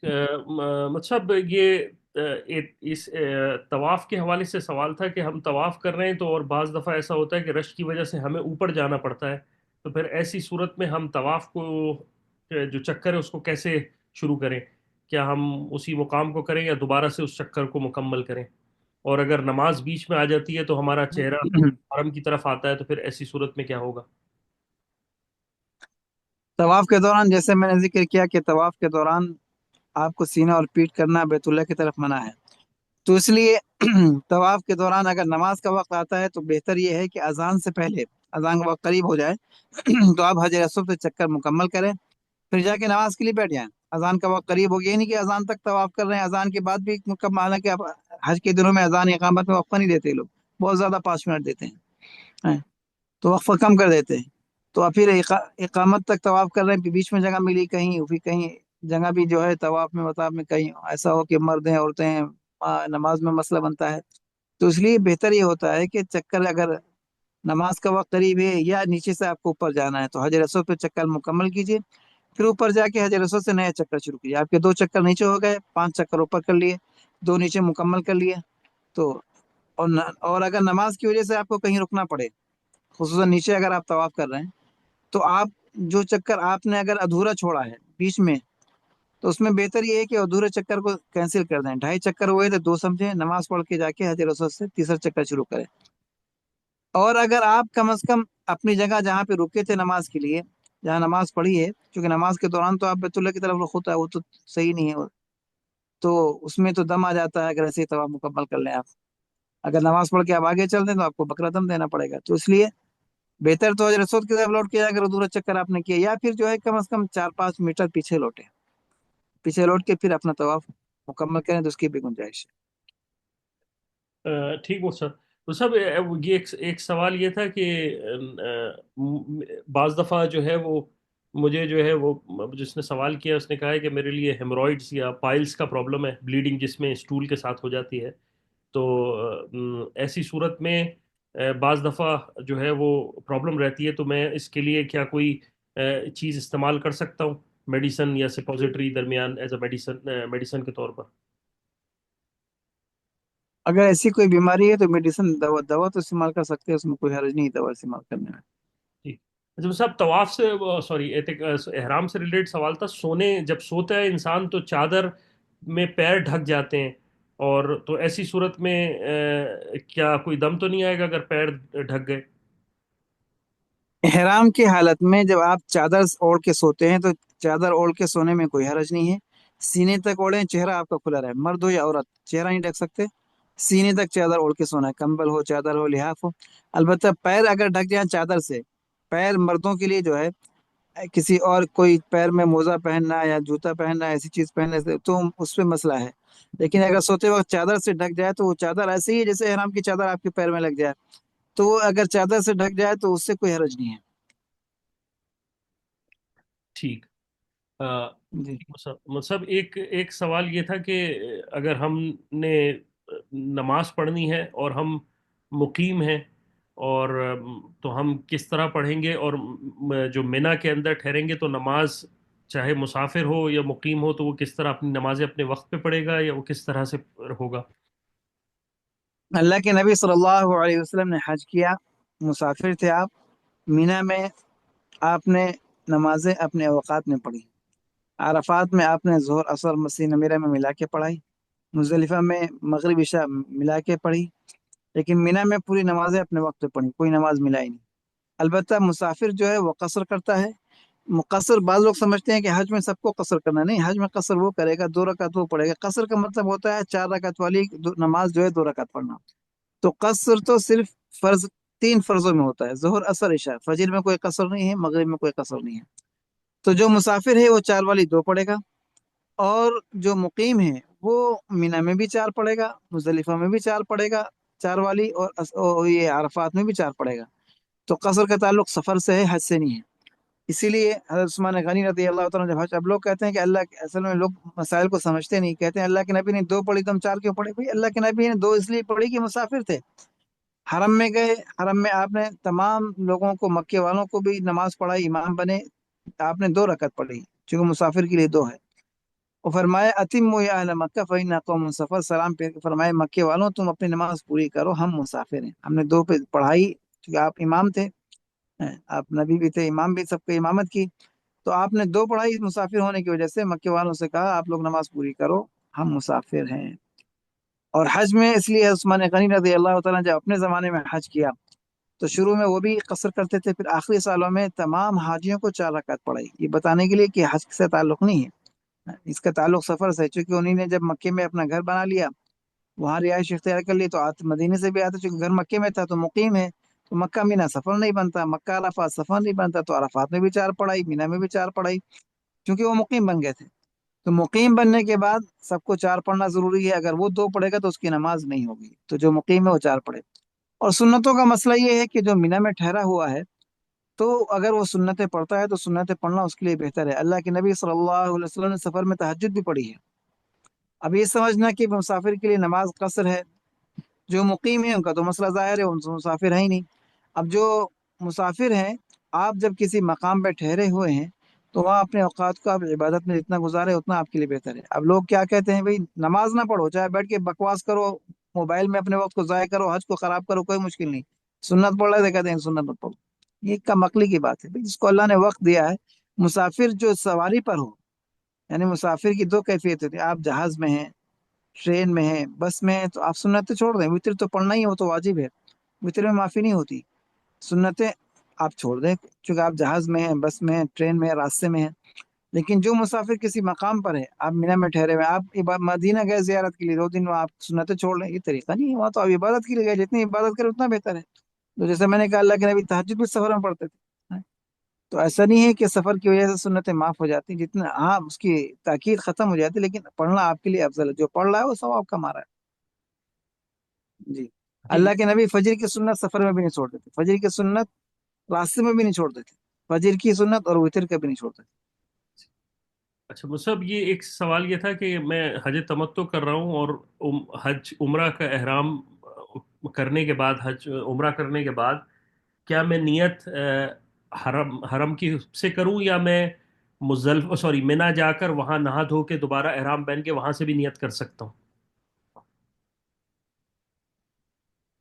تمتع والوں کے لیے عمرہ کرنے کے بعد ضروری نہیں ہے کہ عمرہ اور حج میں وقفہ ہو. آپ نے عمرہ کیا، حلال ہو گئے، اسی وقت آپ دوبارہ حج کی نیت کرنا چاہیں، احرام بدلنا چاہیں، غسل کریں تو اور بہتر ہے. آپ نے حلق کر لیا، حلق کر کے بال مڑا دیا، آرام سے نکل گئے. اب آپ چاہیں احرام چینج کر لیں، غسل کر لیں، اور آپ چاہیں خالی وضو کر لیں، اسی احرام میں دوبارہ نیت کریں، تو کوئی حرج نہیں. حرم سے 2 رکعت پڑھیں، نیت کریں، لبیک پڑھیں، یہ افضل ہے. اگر کوئی مینا جانا چاہتا ہے پھر سوچتا ہے وہاں جا کے نیت کر لے تو وہ جائز ہے، لیکن ثواب میں کمی آتی ہے. حرم سے نیت کر کے مینا جانا وہ سنت طریقہ ہے. ٹھیک. مصب مینا کے حوالے سے سوال تھا کہ کیا مینا میں اگر کوئی شخص ظہر پہ نہ پہنچ سکا اور وہ عصر مغرب تک پہنچا تو اس کی وہ 5 نمازیں نہیں ہوں گی، تو کیا ایسی صورت میں دم آئے گا اس کو؟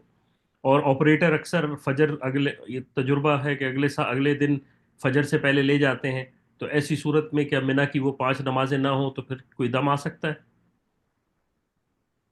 5 نمازیں پڑھنا سنت ہے، واجب نہیں ہے. جس کی رہ جائے، اگر آپریٹر فجر سے پہلے لے گئے تو اس سے کوئی دم نہیں آتا. آپ کی وہ سنت رہ جاتی ہے، وہ آپ کے اختیار میں نہیں ہے، رش کی وجہ سے انتظامی مسائل ہوتے ہیں، مجبوریاں ہوتی ہیں، تو اس میں آپ پر کوئی دم نہیں ہے. البتہ یہ ہے کہ 8 تاریخ کو کوشش کریں کہ مینا جلدی جائیں، اور کوشش کریں ایسا گروپ کے ساتھ جانے کی کوشش کرنا چاہیے جو سنتوں کے مطابق لے جائے. بعض گروپ والے اپنی سہولت دیکھتے ہیں، رات میں لے جاتے ہیں 8 تاریخ کو کہ ہمارا وقت بچے، اور پھر وہاں مینا میں 8 کو رات میں جائیں گے، پھر وہیں سے سیدھے عرفات چلے جائیں گے. تو بہرحال اس پہ دم تو نہیں آئے گا، لیکن آپ کی سنت رہ جائے گی بس. ٹھیک. ڈاکٹر صاحب ایک احرام کے حوالے سے سوال تھا کہ یہ ہم کیا ہم مسافر ہوں گے تو ایسی صورت میں ہم حج کی قربانی کے ساتھ ساتھ عید الاضحیٰ کی قربانی بھی کریں گے؟ اور کیا یہ بھی کریں گے؟ اور اسی سے ریلیٹڈ تھا کہ اگر ہم قربانی کرتے ہیں تو کیا ہمیں پہلی ذی الحج کو ناخون اور بال کاٹ دینا چھوڑ دینے چاہیے، یا ہم بعد میں بھی کر سکتے ہیں حج کی وجہ سے کہ حج میں تکلیف نہ ہو؟ دیکھیے، عید والی قربانی کا مسئلہ الگ ہے اور حج والی قربانی کا مسئلہ الگ ہے. حج کی قربانی کا تعلق حج سے ہے اور حدود حرم میں ہوتی ہے. عید والی قربانی آپ اپنے گھر پہ کریں، کہیں بھی کریں، وہ آپ کی مرضی ہے. آپ حج میں ہوں اور آپ عید والی قربانی اپنے پاکستان میں، انڈیا میں، امریکہ میں کہیں بھی کریں، آپ کی قربانی عید والی ہو جائے گی. حج والی آپ کو یہیں کرنا پڑے گی. تو عید والی الگ ہوتی ہے اور حج والی الگ ہوتی ہے، دونوں میں فرق ہے. اب یہ حج والی جو قربانی ہے وہ تو یہاں کر رہے ہیں. جو ناخن بال کاٹنے کا مسئلہ ہے وہ عید والی قربانی کا ہے. تو جو عید والی قربانی کر رہا ہے یہ اس کے لیے سنت ہے، واجب نہیں، سنت ہے کہ وہ چاند ہونے سے پہلے، ذوالحجہ کا 1 تاریخ سے پہلے ناخن بال کاٹ لے، صفائی کر لے مکمل، اور پھر باقی جو ہے قربانی کے بعد. یہ سنت طریقہ ہے. پھر دوبارہ ناخن قربانی کے بعد کاٹے، جب قربانی ہو جائے عید کے دن اس کے بعد کاٹے. اگر وہ حج کر رہا ہے، بعض حاجی مقیم ہوتے ہیں، چونکہ عید والی قربانی صاحب نصاب پر واجب ہوتی ہے. اب اگر حاجی مقیم ہے، مسافر نہیں ہے، تو اس کو دونوں قربانی کرنا پڑتی ہے. جو خصوصاً جو انڈیا پاکستان سے حاجی آتے ہیں وہ بیچارے حج والی قربانی کرتے ہیں، تمتع قران کی یہاں واجب ہوتی ہے، عید والی صاحب نصاب ہونے کی وجہ سے واجب ہوتی ہے، اپنے گھر میں کرتے ہیں. تو ان کے لیے بھی بہتر یہ ہوتا ہے کہ پہلے سے پہلے ناخن بال کاٹ کے پھر اپنی قربانی ہونے کا. لیکن سر کے بال مڈا سکتے ہیں وہ، اگر پاکستان والے حاجی، انڈیا والے حاجی، باہر والے حاجی اس درمیان عمرہ کرنا چاہے تو عمرہ کر کے سر کے بال حلق کر سکتے ہیں. لیکن دوسرے ناخن بال جو ہیں وہ احتیاطی ہے، کہ یہ افضل کی بات ہے کہ قربانی کی انتظار کریں، یا پاکستان میں قربانی ہو جائے تو پھر ناخن بال کاٹیں. البتہ حج کے لیے سر کے بال وہ تو مڈا دیں گے حج کی قربانی کے بعد. تو سر کے بال تو حج کی قربانی کے بعد مڈا دیں گے، لیکن دوسرے بال جو ہے یا ناخن وہ عید والی قربانی کے بعد کاٹے، جو عید کی قربانی کر رہا ہے. جی. ٹھیک. مطلب جدہ والے مسافر رہیں گے اس صورت میں یا وہ مقیم ہوں گے؟ جدہ مکہ سفر نہیں ہوتا، لیکن جدے والے جب حج پہ جاتے ہیں تو راستے کا اعتبار ہے. جس راستے سے، جو کہ حج میں مقصد مکہ نہیں ہوتا، مقصد عرفات ہوتا ہے، تو عرفات کی وجہ سے جدے والے اکثر مسافر بن جاتے ہیں. جدے سے عرفات تک کے جو راستے اکثر ہوتے ہیں وہ سفر بنتے ہیں. تو بہرحال جس راستے سے جا رہے ہیں اس راستے کا اعتبار ہوتا ہے. ٹھیک. اور صاحب ایک سوال یہ تھا کہ کیا ہم یہ بام یا آیوڈیکس آتا ہے ایک، یا ہمارے یہاں ایک ٹائیگر بام بھی آتا ہے، وہ لگا سکتے ہیں اگر پٹھوں میں تکلیف ہو؟ یہ سب خوشبو والے بام ہیں یہ. تو جس کو تکلیف ہو، اس کے پاس اس کے علاوہ کوئی اور چیز نہ ہو، تو مجبوراً استعمال کریں. پھر اس کا فدیہ وہی ہوگا جو میں نے بتایا، کہ عذر کی وجہ سے مجبوری ہو، آپ کو اگر درد ہو رہا ہے اور آپ کے پاس اس کے علاوہ کوئی ایسی چیز، دوا نہیں ہے جو بغیر خوشبو والی ہو، اور لگانا ضروری ہے احرام کی حالت میں، تو اس صورت میں پھر آپ لگا کے فدیہ دینا پڑے گا. اور فدیہ جیسے اگر ہلکی خوشبو ہے، لیکن یہ اکثر بام میں ٹائیگر بام ہو یا دوسرے اکثر ان میں تیز خوشبو ہوتی ہے، تو اس لیے اس میں یا تو ایک بکرا دم دے دیں اگر چاہیں آپ، یا آپ کچھ نہ دیں، خالی 3 روزے رکھ لیں، وہ بھی کافی ہے. یا آپ یہ 6 مسکینوں کو 15-15 ریال دینا، 90 ریال. اگر کسی پاس 90 نہیں ہے، 6 کو 10-10 ریال بھی دے دیے تو چل جائے گا. ٹھیک. جی. ٹھیک مصعب، ایک سوال یہ تھا کہ اگر دوران حج کبھی ویل چیئر لگنے کی وجہ سے میں کچھ زخم آ جائے اور خون نکل جائے تو ایسی صورت میں کیا دم آئے گا؟ اور اگر وہ احرام پہ خون لگ جائے تو کیا پھر اس ایسی صورت میں کیا کریں؟ احرام کو دھو لیں اور پہن لیں؟ کیا اس کی ترتیب ہوگی شرعی حکم؟ یہ خون نکلنے سے وضو ٹوٹتا ہے، دم نہیں آتا.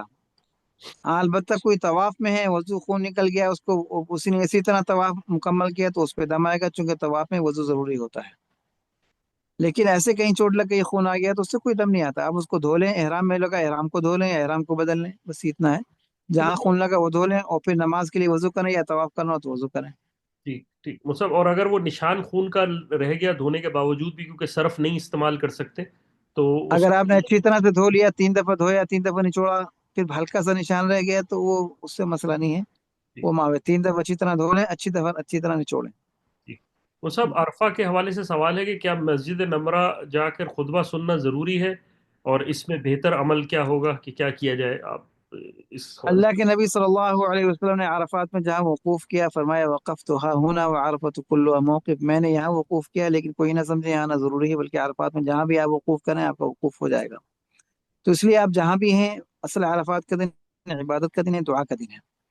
تو بعض لوگ آج کل تو آنے جانے میں مسائل ہوتے ہیں، اور مسجد نمیرہ جانے کے لیے اکثر ہوتا یہ ہے کہ لوگ ایسے وقت جاتے ہیں کہ مسجد کے اطراف تک لوگ بیٹھ چکے ہوتے ہیں، راستے بند ہو چکے ہوتے ہیں، ان کی نماز بھی نہیں ہوتی ہے، کیونکہ اسپیکر کی آواز تو دور دور تک آتی ہے، اسپیکر سے نماز نہیں ہوتی. آپ یا تو مسجد کے اندر نماز پڑھیں یا مسجد سے لگ کر پڑھیں. درمیان میں خیمے ہیں، درمیان میں گاڑیاں ہیں، پھر وہ خیموں کے پیچھے آپ نماز پڑھ رہے ہیں، گاڑیوں کے پیچھے نماز پڑھ رہے ہیں، آپ کا اتصال ہی نہیں ہے. جب صفوں کا اتصال نہ ہو تو نماز نہیں ہوتی. تو حرم کے اندر یا مسجد نمیرہ کے اندر کوئی بھی مسجد ہو تو مسجد سے باہر نماز پڑھنے کے لیے اتصال ضروری ہوتا ہے. باہر جو نماز پڑھے اتصال نہ ہو تو پھر لوگ جاتے ہیں مشقت اٹھا کے، پھر باہر نماز پڑھ کے اپنی نماز کو خراب کرتے، فائدہ نہیں ہوتا ایسے.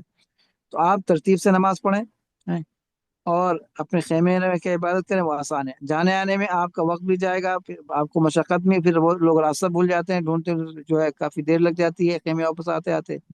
کافی مسائل ہوتے ہیں ان لوگوں کو، کیونکہ راستے ایک جو ڈائریکٹ راستے ہیں وہ کھلے نہیں ہوتے، کچھ راستے بند ہوتے ہیں، کچھ کھلے ہوتے ہیں، ادھر سے جاؤ ادھر سے جاؤ.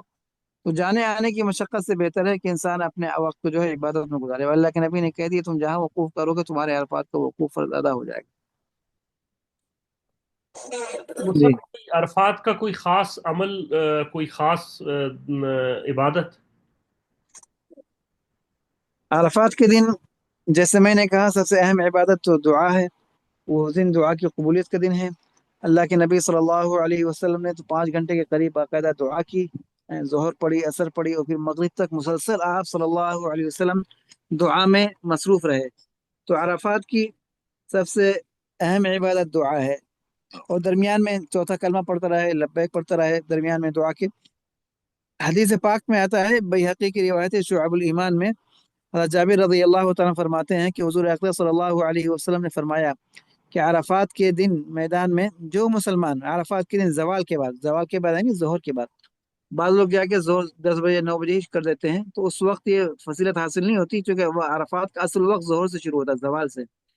تو فرمایا زوال کے بعد عرفات کے دن جو شخص قبلہ رخ ہو کر 100 مرتبہ چوتھا کلمہ پڑھے، لا الہ الا اللہ وحدہ لا شریک لہ لہ الملک ولہ الحمد وہو علی کل شیء قدیر، یہ چوتھا کلمہ ہے.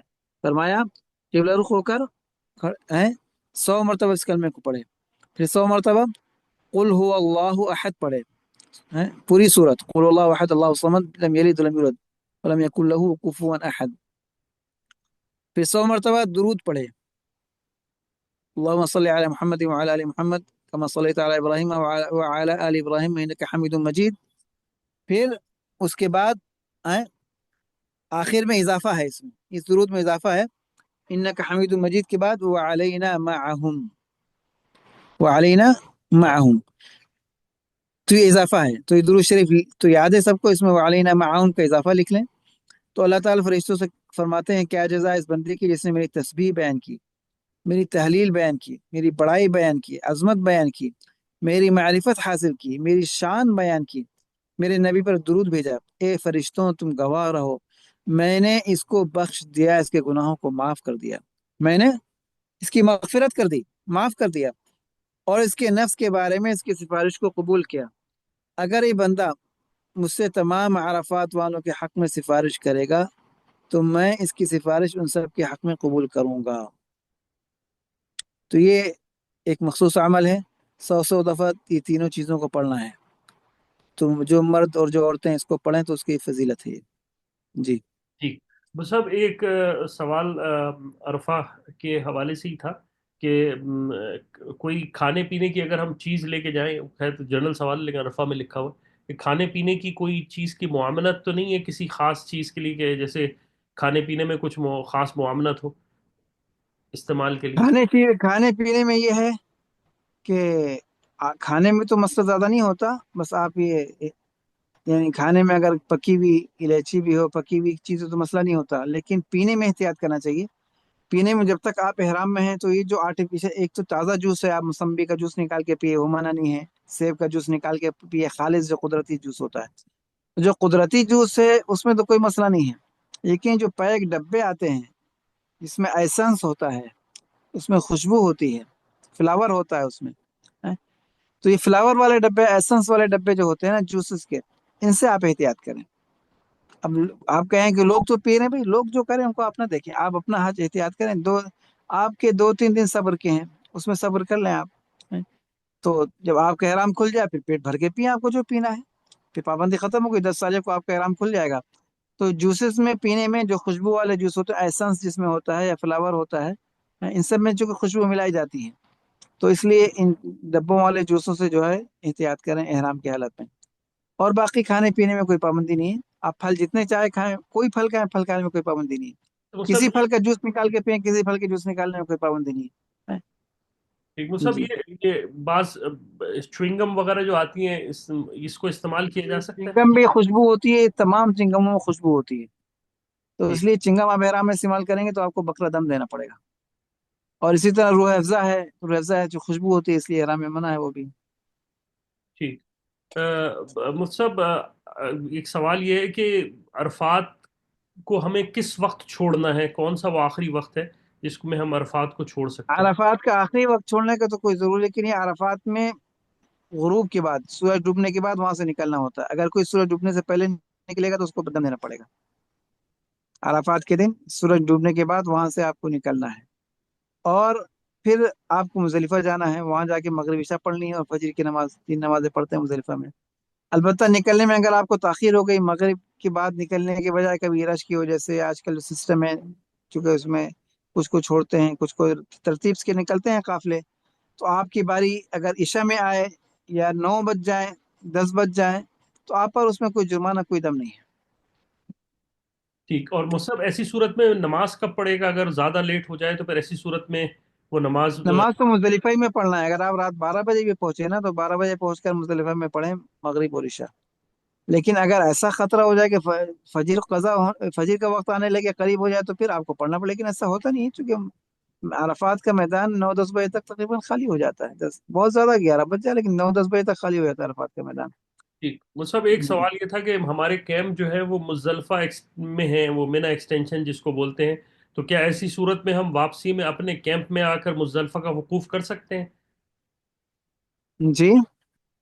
کچھ حضرات کے کیمپ جو ہیں وہ مزدلفہ کے اندر ہیں، مینا ایکسٹینشن جس کو بولتے ہیں، تو ایسی جی صورت میں کیا وہ مزدلفہ کا وقوف جو ہے وہ اپنے کیمپ میں آ کے کر سکتے ہیں؟ ہاں، وہ جو مزدلفہ جو ہے، کیمپ جو مزدلفہ میں ہے وہ مزدلفہ ہی ہے، مینا اسٹیشن تو لوگوں نے نام رکھ دیا، مینا نہیں ہوتا، وہ مزدلفہ ہوتا ہے۔ اور جب آپ کا کیمپ وہاں ہے تو آپ نے وقوف اسی کیمپ میں اگر کسی نے کر لیا، کیونکہ مزدلفہ کا وقوف کھلے آسمان کے نیچے کوئی ضروری نہیں ہے، کوئی کھلے آسمان کے نیچے کر رہا تو اچھی بات ہے، کوئی اپنا خیمہ وہی ہے، وہی خیمے کے اندر کسی نے وقوف کر لیا تو تب بھی اس کا وقوف ہو جائے گا۔ ٹھیک، تو سب یہ مزدلفہ کا جو وقوف ہے، کیا جو فیملیز ہیں وہ 1/3 ایک تہائی رات کے بعد جا سکتی ہیں اپنے کیمپس میں واپس منا کے؟ عورتیں جو ہیں، جی عورتیں ہیں، بچے ہیں، یہ جو جن کے خیمے مینا میں جاتے تو یہ رات میں چلی جائیں تو کوئی حرج نہیں ہے۔ تو عورتیں بچے جانے میں کوئی، البتہ مردوں کے لیے فجر کی نماز وہاں پڑھنا ضروری ہوتا ہے، فجر کا وقت وقوف ضروری ہے۔ اگر مردوں کو جانا پڑے کسی وجہ سے تو چھوڑ کے واپس آ جائیں، یا پھر عموماً اگر بس جا رہی ہے تو فیملی کو بھیج دیں، بس جا رہی ہے خود، لیکن خود وہاں رک کے جو ہے फजर पढ़ के फिर पैदल चले जाए। ठीक, वो सब बाज दफा जी। ऑपरेटर लेके जाते हैं ऐसी सूरत में, तो वो उसमें और वो, तो फिर कंकरी का वक्त क्या होगा ये भी बता दीजिएगा मुझसे, क्योंकि बाज दफा ऑपरेटर ले जाते हैं रात में नहीं। कंकरी का वक्त जो है वो फजर बाद शुरू होता है, फजर से पहले नहीं होता। अब कभी ऐसा होता है कि वो लोग ले जाके रात में, जब चूंकि रास्ता ट्रेन का खुसूसन जमारात से जाता है, तो अब जमारात से जब उतर के वहाँ कंकरी मार के चले थे, नहीं अगर आप रात में औरतें बच्चे चले भी जाए ना, तो वो अपने खेमे में चले जाएं, आराम करें, फजर की नमाज पढ़ें, फजर बाद रमी का वक्त शुरू होगा, सूरज निकलने के बाद बेहतर होता है। तो तुलु शम्स के बाद, तुलु आफ्ताब के बाद, तो फजर की बात भी हो जाती है रमी, लेकिन तुलु आफ्ताब के बाद बेहतर है। तो आप तुलु आफ्ताब के बाद किसी वक्त जाके रमी करके आए। रमी का पहले दिन वक्त बहुत लंबा है, फजर से लेके आप मगरिब तक बिला, यानी तुलु आफ्ताब से लेके मगरिब तक बिला कर रात रमी की जा सकती है, सूरज निकलने से लेके मगरिब, इतना लंबा। और मगरिब बाद भी कोई करे तब भी रमी हो जाती है उसकी, लेकिन फजर से पहले नहीं होती। तो अगर किसी को जल्दी जाना है तो औरतें हैं और बच्चे हैं और जो बूढ़े लोग हैं या बीमार माजूर हैं, जो बीमार हैं वो भी जल्दी जा सकते हैं रात में, और जो माजूर हैं, ज़ईफ़ुल उम्र है, वो भी जा सकते हैं। हाँ ठीक, मुझे और वो सब कंकरी जो है वो सबसे आखिरी वाले शैतान को माननी है, पहले दिन सिर्फ 7 कंकरियां लगेंगी। हाँ, पहले दिन जो है जी। आप बड़े शैतान को मारते हैं, आखिरी वाले को पहले दिन, 7 कंकरी मारते हैं बस आखिरी वाले को पहले दिन। ठीक। जी। और मुसब लब्बैक हमें कब पढ़ना छोड़ देना होगा? जब पहली कंकरी मारते हैं ना, पहले दिन 10 तारीख को पहली कंकरी पर लब्बैक आपकी खत्म हो जाती उसके बाद लब्बैक नहीं पड़ी जाएगी मजीद? है, फिर लब्बैक नहीं होती उसके बाद। ठीक, मुसब एक सवाल ये था कि वकूफ़ मुज़ल्फ़ा का असल वक्त क्या रात को है, या कब उसका असल वक्त शुरू होता है? वकूफ का असल वक्त तो जो हमने कहा ना, वाजिब जो है वो फजर में शुरू होता है, वाजिब। अच्छा, और वो कितना वक्त वकूफ होना का चाहिए? जो वाजिब वक्त है, वो अगर आप फजर की नमाज भी पढ़ के निकल जाए ना तब भी कोई हरज नहीं है, यानी आप 5 मिनट भी 10 मिनट भी वकूफ कर लें तो काफी हो जाता है फजर के बाद जो है। ठीक, यानी फजर की अजान हुई और फजर की नमाज पढ़ी और आपने मुज़ल्फ़ा छोड़ दिया तो अब ये वकूफ़ हो गया। वकूफ हो गया आपका, फर्ज वाजिब अदा हो गया आपका।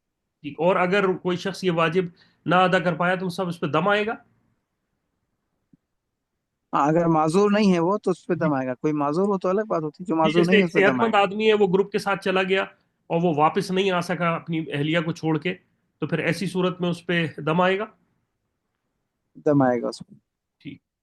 अच्छा मुझसे आप कोई कंकरी मारने का कोई खास तरीका है, और ये कि क्या मुजल्फा से ही कंकरी लेना जरूरी है? बाज दफा ऑपरेटर भी दे देते थे कंकरियां। अगर उनकी तरफ से कंकरियाँ दी जाएं तो वो भी इस्तेमाल कर सकते हैं, आप खुद मुजलिफा से चुने तो ज्यादा बेहतर है, जो नहीं चुन सका, जो ऑपरेटर की तरफ से मिली है वो भी इस्तेमाल करने को हरज नहीं है। तो मुजलिफा से 49 कंकरी चुन लें, ज्यादा चुन लें तो बेहतर है। पहले दिन 7, यानी 7 कम अज कम, जो पूरी ना चुने 7 पहले दिन की चुन लें, वो सुन्नत तरीका है, कम अज कम 7 कंकरी पहले दिन की चुन लें, वो भी काफी है, बाकी वहां की इस्तेमाल कर लें। तो मीना से भी कंकरी चुनी जा सकती है, और जो इनकी तरफ से दी जाती है वो भी इस्तेमाल कर सकते हैं। अच्छा मुसब, ये जो आपने दौरान एहराम कोई तेल, ये खोपरे का तेल या सरसों का तेल लगाया जा सकता है? नहीं, एहराम की हालत में तेल नहीं लगाते, खोपरे का वगैरह सब अक्सर ये तेल एहराम की हालत में मना होते हैं, लेकिन बीमारी की वजह से कोई लगाए वो तो अलग है, रेशेज जी वगैरह का जी जी मसला अलग जी है। जी जी जी जी। लेकिन ऐसे तेल लगाने से एहतियात करना चाहिए। ठीक, मुसब ये सवाल ये था कि जो कुर्बानी है वो हम जो हुकूमत को हमने पैसे दे दिए हैं, तो फिर ऐसी सूरत में हम अपना एहराम कब खोलेंगे? आप बेहतर ये है कि कभी मैसेज आता है उनकी तरफ से, कभी नहीं आता, अगर मैसेज आ जाए तो आप इंतजार करें शाम तक, जब मैसेज आ गया तो कर लें, अगर नहीं आया तो शाम तक मगरिब तक इंतजार करके फिर खोलें ना। और वो सब ऐसी सूरत में क्या करें? अब हुकूमत को दे दिया और खुदा ना खास्ता मैसेज पहले आ गया और कंकरी नहीं मार पाए, तो इसका कोई देखिए, क्या? अगर कोई उज़र है, कोई माजूर है, खवातीन है तो, या ज़ईफ लोग हैं, नहीं पहुंच सके किसी वजह से, तो उन पर दम नहीं आएगा। और जो माजूर नहीं है, जा सकते थे फिर भी नहीं गए, यानी फजीबाद जाकर रमी कर सकते थे, नहीं गए, तो उस सूरत में इन पे दम आता है। इमाम बोनीफा के यहाँ, इमाम शाफी कहते हैं, इमाम बोनीफा के यहाँ पे दम आता है। आप माजूर नहीं है, आप रमी कर सकते थे पहले। जी। तो मुसब फिर इसका मतलब ये कि अगर किसी ने हुकूमत की कंकरी उन्होंने गवर्नमेंट की दी हुई है, तो फिर वो सुबह कोशिश करें, सुबह कर लें जल्दी।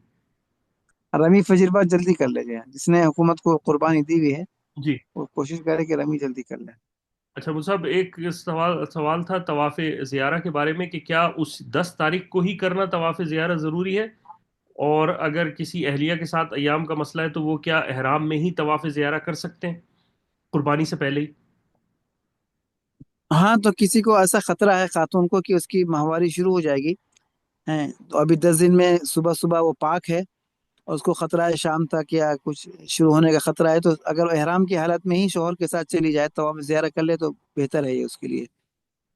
تو 10 کا طواف زیارہ کا 10 کو تاریخ کو شروع ہوتا ہے، فجر سے پہلے نہیں کر سکتے، 10 تاریخ کی عید کے فجر بعد ہی اس کا وقت شروع ہوتا ہے۔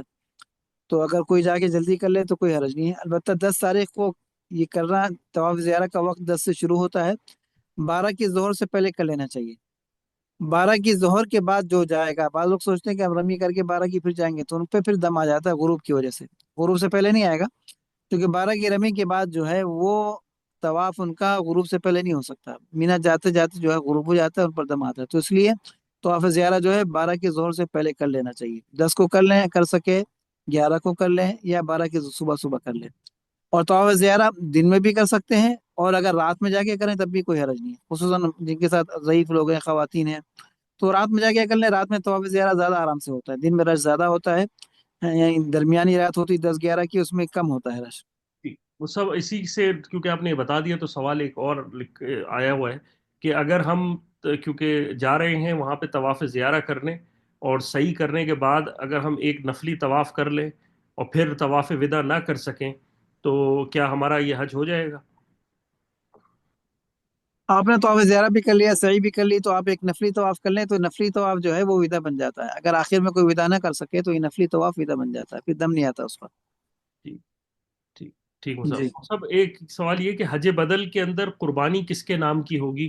اس کی تفصیل تھوڑا بتا دیں اور نیت حج کیا؟ بدل میں جو ہے، جو حج بدل جو حج کرتا ہے، حج کسی اور کی طرف سے ہوتا ہے، جس کی طرف سے اس کے نام سے کر رہا ہے وہ حج اس کے نام سے کرے گا، عمرہ اس کے نام سے ہوگا، البتہ یہ جو قربانی کرے گا قربانی اس کو اپنے نام سے کرنا پڑے گی، تو حج بدل میں قربانی اس کی طرف سے نہیں ہوتی مرحوم کی طرف سے یا جس کی طرف سے آپ حج کر رہے ہیں، بلکہ قربانی آپ اپنے نام سے کرنا لازم ہوتا ہے، تو یہ اچھا حج بدل کا نظام ہے۔ جی، اچھا مصعب، ایک سوال یہ ہے کہ حج بدل میں اپنی پھوپھی کی طرف سے کرنا چاہ رہا ہوں، جدہ کا رہنے والا ہوں، اور پھوپھی انڈیا میں رہتی تھیں، انتقال ہو گیا، نہ انہوں نے وصیت کی نہ انہوں نے کہا، لیکن ان پہ حج فرض تھا، تو کیا میں حج کر سکتا ہوں ان کے لیے حج بدل؟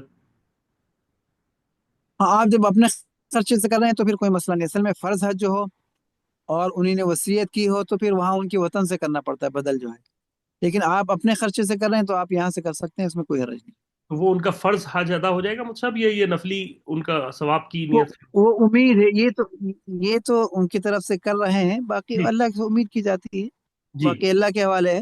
جی جی، اولاد اگر کر دے تو امید ہوتی ہے کہ ان کی طرف سے ادا ہو جائے، اولاد اگر کر دے خصوصاً۔ اچھا مصعب، یہ ایک سوال یہ تھا کہ یہ جب ہم نے کنکری مال لی، بال منڈوا لیے، تو ایسی صورت میں کہ ہم داڑھی کو کچھ کم کر سکتے ہیں یا شیو کر سب لکھا تو لکھا شیو بھی کر سکتے ہیں کیا؟ اصل میں جب آپ نے حلق اور قصر کر لیا، سر کے بال مڑا دیے، اب احرام کی پابندیاں تو ختم ہو گئی، لیکن مسئلہ یہ ہے کہ آپ جس مقام پر ہیں یہ مقدس مقام ہے، اب اگر ایک مٹھی کے بعد بال کاٹتے ہیں، آپ کی داڑھی لمبی ہے، ایک مٹھی سے زیادہ ہے تو وہ تو چلیں، اس کی گنجائش ہے، وہ تو کاٹ سکتے ہیں، لیکن آپ ایک مٹھی کے اندر کاٹیں یا شیو کریں داڑھی کو تو وہ تو بہت بڑا گناہ ہے۔ ایک تو یہ ہے کہ حج کے بعد جو لوگ اپنی داڑھی کو کاٹتے ہیں اور شیو کرتے ہیں تو اس یہ نشانی ہوتی ہے، علامت کہ ان کا حج مردود ہو گیا، قبول نہیں ہوا اللہ کے یہاں، انہی نے حج کے بعد حلال ہونے کے بعد اپنی ابتدا گناہ سے کی، تو یہ گناہ، یہ حلق شیو کرنا یہ اس بات کی علامت ہے کہ آپ نے اپنا پیسہ، اپنی محنت، اپنا سب ضائع کر دیا ہے، اپنے آپ کو اتنے محنت کر کے سب کر کے، وہ تو عرفات میں انسان جاتا ہے اللہ سے توبہ کر کے آتا ہے وہاں، کہ وہاں انسان حج میں طے کر کے آتا ہے کہ اب میری باقی زندگی اللہ تیرے حکموں کے تابع ہوگی، اور یہ وہاں مقدس مقامات میں بھی شیو کر رہا ہے، ایک وہاں جہاں کی ایک نیکی 1 لاکھ کے برابر ہے، تو ایک گناہ لاکھ تو نہیں ہوتا، لیکن ایک گناہ وہاں کا 1 لاکھ گناہ سے بڑا ہوتا ہے، وہاں کا ایک گناہ 1 لاکھ گناہ سے بھی بھاری ہوتا ہے، جو شیو کر رہا ہے اس کو ایک تو یہ ہے کہ ہر بال پہ گناہ لکھا جا رہا ہے، اور پھر مقدس مقام کی وجہ سے ایک گناہ چھوٹا نہیں، بہت بڑا گناہ لکھا جا رہا ہے اس پر، تو اپنے حج کو بھی آپ نے خراب کیا، بڑا گناہ بھی کیا، اور کتنے بڑے بڑے گناہ آپ نے کما لیے وہاں خالی شیو کرنے کی وجہ سے۔ ٹھیک جی مصعب جی مصعب، ایک سوال یہ تھا کہ طواف زیارہ کی وجہ سے اگر ہم رات کو کرتے ہیں تو منا میں وقوف رہ جائے گا رات کا، تو ایسی صورت میں کوئی دم تو نہیں آئے گا؟ نہیں، کوئی دم، جو طواف فرض ہے اگر آپ طواف کی وجہ سے گئے اس میں دیر ہو گئی تو اس میں کوئی دم نہیں آتا۔ اور مصعب اسی سے ریلیٹڈ سوال ہے تو پوچھ رہا ہوں، میں پوچھا تو نہیں ہے کہ جو لوگ مزدلفہ میں کیمپ میں رہ رہے ہیں وہ اپنا وقوف منا کیا کریں اس کے لیے؟ مینا یہ ہے کہ اصل مینا میں راتیں گزارنا ہے، عرفات سے واپسی کے بعد جو راتیں آتی ہیں تو آدھی رات سے زیادہ حصہ جو گزار سکے، اب جو نہیں گزار سکے اس کی مجبوری ہے، اس پہ کوئی دم نہیں ہے۔ جو مینا میں جا کے آدھی رات سے یعنی 6 گھنٹے کے قریب گزار سکے مینا کے اندر تو گزار لے، تو یہ سنت اس کی پوری ہو جائے گی۔ اگر کوئی نہیں گزار سکا تو اس پہ دم نہیں۔ 8 تاریخ کو 5 نمازیں پڑھنا ہوتی ہیں مینا میں، تو اگر کوئی جا کے پڑھ سکتا ہے تو بہتر ہے، جو نہیں جا سکتا اس کی مجبوری ہے، کوئی دم نہیں ہے اس پہ۔ ٹھیک مصعب، ایک سوال تھا کہ ویل چیئر کون لوگ استعمال، یا جو جو آج کل آٹومیٹک لگ گئی ہیں اوپر بھی لگ گئی ہیں گولف وغیرہ کی، وہ کون ویل لوگ؟ چیئر وغیرہ یا گاڑی یہ معذور کے لیے ہے، جو چلنے سے معذور ہے، چل کے طواف نہیں کر سکتا، چل کے صحیح نہیں کر سکتا، اس کے لیے ہے۔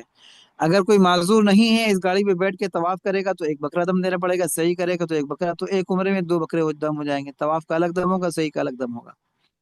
تو جو معذور ہے، چل نہیں سکتا، وہ اس پہ بیٹھ کے کر سکتا ہے۔ کبھی ایسا ہوتا ہے کہ انسان خود معذور نہیں ہے، اس کے ساتھ اس کی والدہ ہیں وہ معذور ہیں، تو اس میں اگر آپ ویل چیئر پہ کرا رہے ہیں دھکا دینے والے نارمل ویل چیئر پہ تو مسئلہ نہیں ہے، آپ دھکا دے کے آپ اپنا کریں وہ اپنا کریں، دونوں اپنی نیت کر لیں، ہو جاتے ہیں۔ لیکن یہ جو گاڑی ہے اس پہ بیٹھیں گے تو آپ پہلے اپنا طواف کر لیں، پھر ان کو بیٹھا کے کرائیں تب چلے گا۔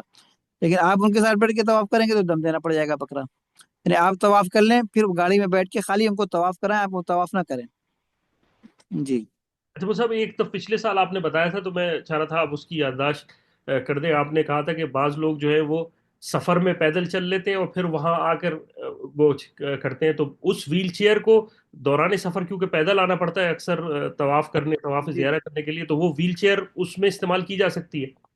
جی ہاں، وہی ہم نے کہا بھائی بعض لوگ یہ کرتے ہیں کہ ان کو مینا سے یہاں آنا ہے، ان کے ساتھ والد ہیں، والدہ ہیں، کوئی ہیں جو ویل چیئر والے ہیں، تو بےچارے وہاں سے ان کو پیدل چلا کے لاتے پھر حرم میں گاڑی میں بیٹھاتے، بھائی وہاں سے ان کو ویل چیئر پہ لے کے آؤ حرم تک، تاکہ حرم میں پیدل چل سکے، لیکن راستے میں چلا چلا کے تھکا دیا ہے اور پھر وہاں جو ہے حرم میں بیٹھ کے گاڑی پہ کر رہے ہیں، تو یہ ترتیب صحیح نہیں ہے۔ آپ وہاں سے جو ہے جی پیدل ویل چیئر پہ لے کے آئے، سواری پہ لے کے آئے، ان کو دھکا دے کے لے کے آئے، تاکہ یہاں وہ پیدل چل کے کام کر اپنا طواف کر سکے، صحیح کر سکے۔ جی ٹھیک مصعب، وہ سب ایک سوال یہ تھا کہ میں کہ حج قران کے اندر کیا طواف قدوم ضروری ہے، اور اگر کسی نے یہ طواف قدوم کر لیا تو کیا وہ حج کی صحیح پہلے کر سکتا ہے؟ حج قران میں ایک پہلے عمرہ کرنا ہے، عمرے کے بعد پھر طواف قدوم ہے، تو جو حج کی صحیح کرنا چاہتا ہے پہلے وہ طواف قدوم اس کو کرنا پڑے گا، پھر حج کی صحیح کریں۔ اور اگر آپ حج کی صحیح بعد میں کرنا چاہتے ہیں تو طواف قدوم کر لیں تو بہتر ہے، اگر نہیں کرا تو اس سے کوئی دم نہیں آتا۔ ٹھیک۔ اور مصعب اسی طرح اگر حج افراد میں اگر کسی نے طواف کر لیا احرام کے اندر، تو وہ حج کی صحیح پہلے کر سکتا ہے؟ اگر وہ جا کے پہلے حرم چلے گا، حج افراد جی والے، وہ جا کے طواف کر کے اور پھر اس کے بعد حج کی صحیح کی نیت سے پہلے صحیح کر لی تو بعد میں نہیں کرنا پڑے گی، پہلے صحیح کر سکتا ہے طواف کے بعد۔ اصل میں یہ سوال اس وجہ سے تھا کہ مستورات نے لکھا تھا، وہ تو ہم مستورات کا سیشن الگ ہی لکھیں گے، لیکن ان کا سوال تھا کہ میں جو ہے یہ ایام کا خطرہ ہے تو میں پہلے اپنے ہسبینڈ کے ساتھ ایک طواف کے ساتھ صحیح کر لوں حج؟ نہیں دیکھیے، ایام کا خطرہ ہے تو صحیح، چونکہ حج کا طواف پہلے نہیں ہو سکتا، صحیح تو ہو سکتی ہے، جی اور صحیح تو صحیح پہ تو ایام سے فرق نہیں پڑتا، مشکل سارا طواف زیارت کا مسئلہ ہوتا ہے، طواف زیارت تو پہلے ہو ہی نہیں سکتا، جی تو ایام کی وجہ سے صحیح پہلے کرنا اس کا کوئی فائدہ خاص نہیں ہے۔ ٹھیک ہے جی جی، ٹھیک لیکن کر سکتا ہے پہلے صحیح جی طواف، ایک طواف کی بات، لیکن اس کا خاص فائدہ ہے، طواف زیارت تو کرنا ہی کرنا آپ کو، وہ پہلے ہو نہیں سکتا، اور باقی کا مسئلہ طواف زیارت کے لیے صحیح کے لیے نہیں ہے۔ ٹھیک۔ اچھا وہ صاحب ایک سوال یہ تھا کہ میں اپنی خود بال قصر کر دونوں دونوں اشخاص کی قربانی ہو گئی ہے تو کیا وہ ایک دوسرے کے بال قصر کر سکتے ہیں، کوئی پہلے کوئی بعد میں، یا خود بندہ کر سکتا ہے اپنی؟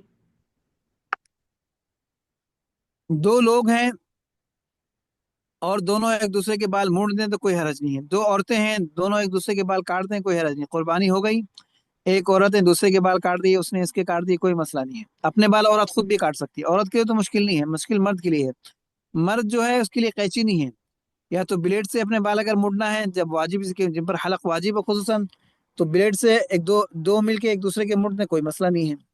چاہے اپنے بال نہ بھی موڑے، اپنے ساتھی کے موڑ دی، اس نے بعد میں میرے موڑ دیے، تو اس میں کوئی مسئلہ نہیں ہے. لیکن قینچی چونکہ مرد استعمال نہیں کر سکتے، عورت تو اپنے بال قینچی سے خود کاٹ لے، کوئی مسئلہ نہیں ہے. مرد تو قینچی کے لیے صحیح نہیں ہے اس کے لیے. تو جی مرد یا تو بلیڈ سے، اگر مشین اپنے سر پہ خود چلا سکتا ہے تو ٹھیک ہے، چلا لے. جی. اچھا وہ صاحب اسی پہ تھوڑا سوال، اسی ایک شخص نے دونوں کی قربانیاں ہو چکی ہیں، لیکن ایک کی قربانی باقی ہے اور ایک کی قربانی جو ہے وہ نہیں ہوئی ہے، تو ایسی صورت میں کیا وہ دوسرے کے بال کاٹ سکتا ہے جس نہیں، کی قربانی قربانی ہو؟ جس کی نہیں ہوئی وہ نہیں کاٹ سکتا. جس کی قربانی ہو گئی وہ کاٹ سکتا ہے، جس کی دونوں کا حلق کا وقت آ جائے. اچھا اگر اچھا. ایک کی قربانی باقی ہے وہ کاٹے گا تو اس پہ جرمانہ آ جائے گا پھر. ٹھیک. ٹھیک، تو اس کا مطلب یہ کہ دونوں ہی کی قربانی ہونا لازمی ہے، اس کے بعد پھر وہ احرام سے نکل کیا ایک دوسرے کے بال کاٹ سکتے ہیں. اور کیا مصحف دونوں کی قربانی ہو جائے پھر کاٹ سکتے ہیں. اس احرام کی کنڈیشن سے نکلنے کے بعد پھر کوئی خاص پابندی ہے؟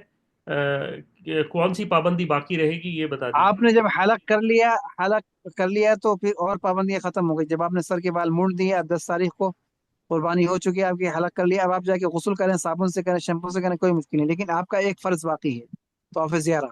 تو طواف زیارہ کی وجہ سے بیوی سے دور رہنا پڑے گا. بیوی کے ساتھ آپ کوئی اس کو کوئی شہوت کی بات بھی نہیں کر سکتے، شہوت کا ہاتھ بھی نہیں لگا سکتے. اگر آپ نے ہاتھ بھی لگا دیا شہوت سے تو بکرا دم آ جائے گا، چونکہ طواف زیارہ باقی ہے ابھی. جب تک طواف زیارہ نہ ہو جائے تو بیوی حلال نہیں ہوتی.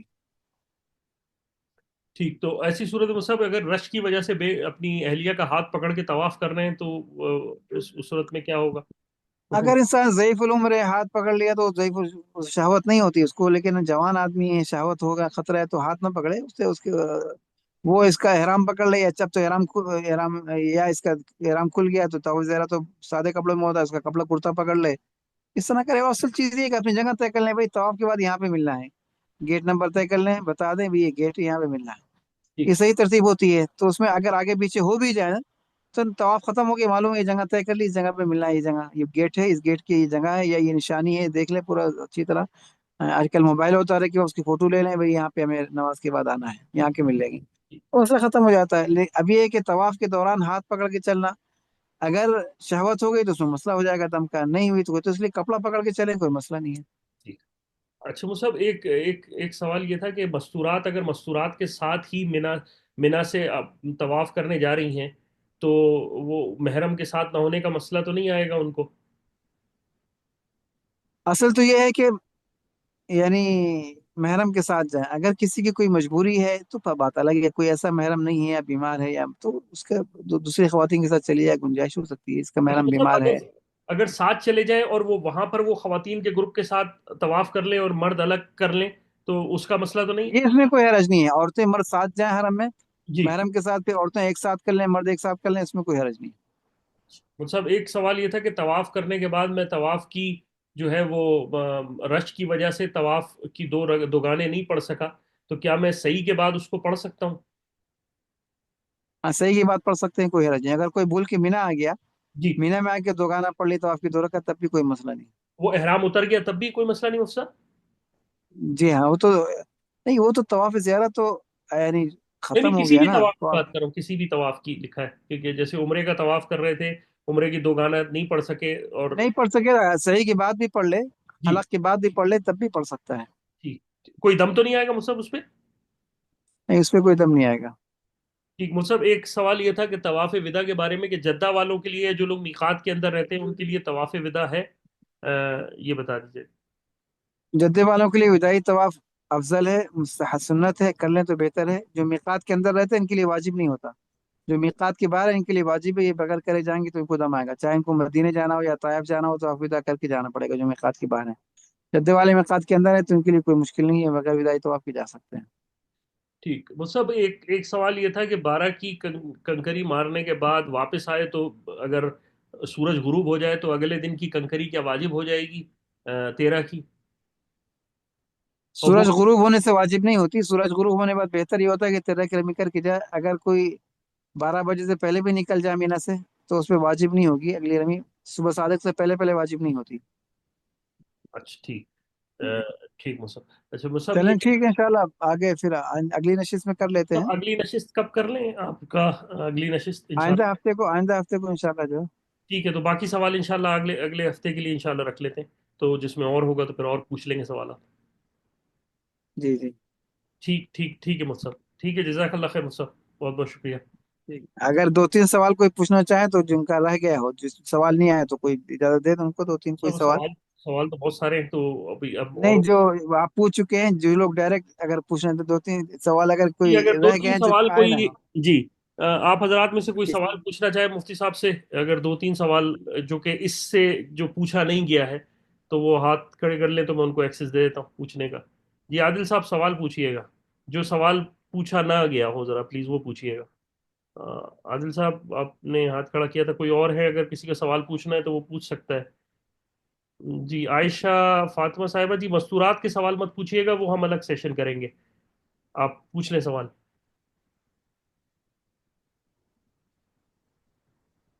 जी हेलो, अस्सलाम वालेकुम। वालेकुम सलाम। वालेकुम सलाम रहमतुल्लाह वबरकातुहू। जी, अगर कोई मुकामी है, मतलब मक्का में है, और जब मिना में जाते हैं तो वहाँ पे मस्जिदें होती हैं, तो अगर कोई उनके पीछे नमाज पढ़े तो फिर आपको 4 रकात कंप्लीट करनी पड़ेगी, या फिर उसकी तरतीब क्या होगी? मुसाफिर जो होता है, मुसाफिर अगर मुकीम है, जैसे लोग आप सफर करके हम्म। मदीने हम्म। गए, हरम जाते हैं, हम्म। तो आप मुसाफिर हैं लेकिन हरम में नमाज पढ़ेंगे वो चार, तो इमाम जब चार पढ़ा रहा है तो मुसाफिर मुकीम के पीछे चार पढ़ना फर्ज है, आपको एक रकात मिले तब भी चार पढ़ना फर्ज है। तो इसी तरह आप मुसाफिर हैं, हज में आप हरम आए हो, तो हरम में चार नमाज रकात होगी, तो वहाँ आपको चार ही पढ़ना पड़ेगा, इमाम एक भी, आपको एक रकात मिली है, तीन पूरी करना पड़ेगी आपको। जी। ओके, अगर मैं मक्का में 15 दिन से ज्यादा रह गया हूँ, अब जब मीना में जाते हैं तो मीना में कोई मस्जिदें होती हैं, जैसे कोई थी मस्जिद जहाँ पे मतलब मस्जिद नमीरा, जहाँ पे 2 रकात मस्जिद पढ़ाई अमीर जाती। तो अराफात में, मीना में नहीं। तो बहरहाल हाँ जी हाँ। हाँ, तो तो 2 रकात पढ़ाई जाती हैं, सिर्फ खसर पढ़ाई जाती हैं, लेकिन आप मुकीम हो गए हैं, आपको 4 रकात पढ़नी थी, तो इस हालत पड़ेगा। जो मुकीम है मुसाफिर के पीछे पड़े तो उसको अपने चार पूरे करना जरूरी है। अगर इमाम मुसाफिर है, आप मुकीम है, तो इमाम के सलाम फेरने के बाद, जैसे मैंने पहले बता दिया था कि अल्लाह के नबी ने मुसाफिर थे, दो रकात पढ़ाई थी, आपने सुना नहीं शायद। अल्लाह के नबी ने जी ऐलान कर जी। दिया कि मक्के वालों, तुम मुकीम हो, तुम पूरी दो रकात अपनी पूरी करो, चार पूरी करो। तो इसलिए जो ओके। मुकीम मुसाफिर के पीछे पड़े उसको चार पूरे करना जरूरी है। अच्छा। जी शुक्रिया। जी क्यू जेड साहब सवाल कर लीजिए।